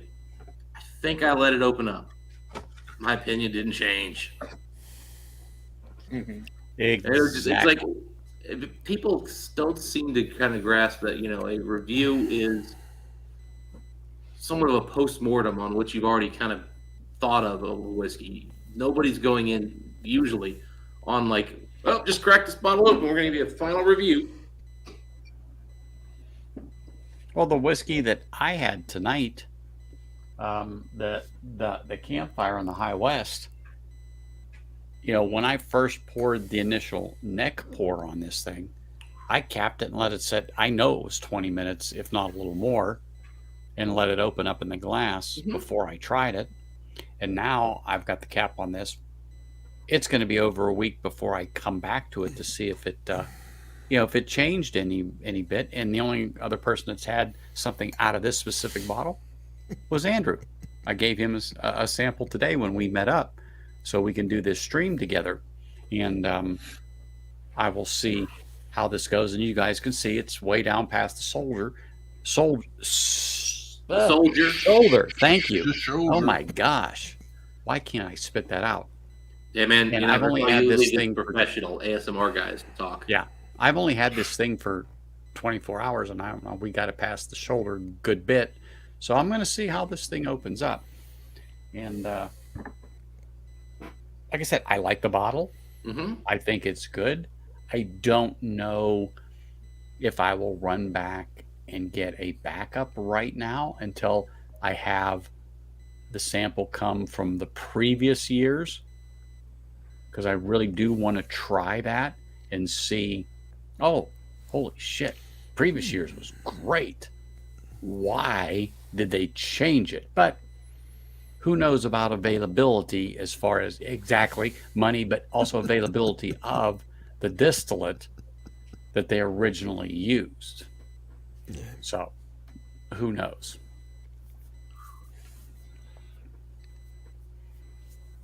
Oh, absolutely. You're absolutely right. You're absolutely right. And that's what I always say. I go, if you like it, you like it. I may not, and that's fine. I may just say, I don't know why you drink it, but if it's something you like, it's something you like. And I had this discussion a few days ago with some people about whiskey, because, do you drink it neat? Do you add ice and blah, blah, blah, blah, blah? And I said, look, what it really comes down to is it's your bottle, it's your whiskey, and you drink it exactly how you want to drink it. There is no right way and wrong way. Now, if you specifically ask me, I drink mine neat. Usually water never comes anywhere near the glass. One little caveat I said is that, however, depending upon the ABV and where I'm at, I have added, literally when I say a drop or two of water. Greatly at times changes the profile, the flavor, the sweetness, the whole dram that you have. Not a teaspoon or a tablespoon. You might as well just drink the water then, because in 1.5 ounces, 2 ounces of whiskey, you pour a teaspoon or a tablespoon of water, please, you just ruined the damn thing. There's been a few that it works in, but I generally agree. Yeah, that's just too much water. And I've seen other streams that do it, and it's not my thing. However, a lot of professional tasters really do bring down whiskeys a lot. And distillers do. They'll bring that thing so far down, they want to taste everything in that barrel. In other words, what is all the bad stuff? And then they go back the other way and figure out the sweet spot. Yeah, I'll tell you what, if you ever want to have, have a little bit of fun, Mike and I recently reviewed that 4-gate 14-year foundation, which was hazmat proof. Yeah, we don't have that here. Well, I mean, there was like 70 bottles for the world. Yeah, but I mean, we just don't get 4-gate out here. We got a sample of it, but It was the hardest thing I've ever reviewed because we were trying to review basically a half ounce each of the whiskey we'd never had before, and it was undrinkable at first. It was so hot, and as you just slightly add water, come back, and it got better and better. And it was a challenge, but man, it was also a lot of fun. Yep, exactly. Sometimes it is a challenge, but I recommend everybody though add a drop of way. water to every bottle that you have. Yeah, when I say drop, I even use the old top shelf method. Yeah, there you go. Because I cannot find my dropper. And I know I gave you guys a little bit of crap about it on one of your videos, but I mean, I laughed. Well, I bought a pipette. I bought a Glencairn pipette for the channel. Yes, you did. Yes, and you did. You know what happened? After like 3 times using it, Mike is freaking putting it in his dishwasher. No. And he breaks it doing it. Why? And that's what I kept saying. I was like, Mike, we've been putting distilled water in this thing. It is the cleanest thing in your home. And you're going to put it in a dirty ass dishwasher. Oh my gosh. I'm like, the dishwasher's dirtier than the distilled water that's been running through this. And he was like, well, you mean you wouldn't just put water on your skin? And I'm like, my skin's not glass. Oil forms. There's no oil forming on the pipette. Say, you know, I live in Ohio, and it comes out of the river, and I stand in the shower. I'm still here. Yeah. So I'm not. I was dying until he said, like, yeah, man, I'll replace it. It's been like 2 months. He still hasn't done it. I'm like, dude, the channel we don't make a lot of money on the channel, but we make enough money where we can replace the pipette. He's like, well, I'm never taking money out of the channel. And I'm like, we should start looking into that. We've got like almost $2,000 between Patreon and the channel's revenue lifetime. We could buy some really cool bottles with that money, buddy. Or a new pipette. Yeah, or a lousy eyedropper. Yeah. And I've even said to him, like, man, you know what the channel should be paying for? Our dinner when we get together. Why not?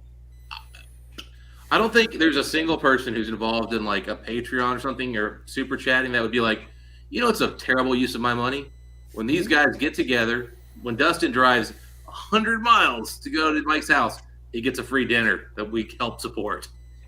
And you talk about your next streams, your next reviews, the next bottles that are coming out. Oh my gosh, you enjoy a dram or two? You enjoy a dram or two? Oh, that's terrible. Terrible. Sorry. That's my rant. I've heard people like get like angry about like, you know, some of the people like, you know, kind of, I mean, you never should brag like, hey man, I get to drink whiskey for free if you're making a lot of money off that. But at the same time, how are you going to afford to really keep a channel going and keep getting new releases? I get asked that sometimes. How come you don't have a Patreon? How come you don't have, you know, bottle giveaways or whatever? I just don't, you know, get into it. I may at some point, but right now Patreon is a lot of work. Well, and you're not really. I don't want to do it. You're not a volume content creator. You're a live streamer. Yeah. More so. Yeah. Exactly. I mean, if you're putting out, like Mike and I are doing 2 videos every week with a different whiskey review. Well, okay, that's over 100 bottles of whiskey we need a year. And let me tell you, Mike and I are not millionaires. No. Not even close. In fact, knowing the community, I'd say we're middle to slightly above middle class among the whiskey tube world. Oh, we're barely honorable mention. Because, I mean, there's some guy. I mean, I've talked to a bunch of guys in the whiskey world who make 3x what I make. And let me tell you, they're not on the high end. Mm-mm. I've discovered more CEOs among the people in the chat or around than I realized. I'm like, so what do? I run a company. Wait, so you're the CEO? President, CEO, yeah. Oh, okay, cool. That explains your whiskey collection. Mm-hmm. Exactly. And the fact you have a nice house and a car and you have kids and all that. Yeah, no, you're absolutely correct. Yeah, so it's funny when people get angry about that. And at the same time, like I said, Mike and I have literally never pulled a dollar out from the channel. We're collecting a small amount. Eventually, what I want to do is, bring some bottles that we wouldn't otherwise buy to the channel. But Why not? $0.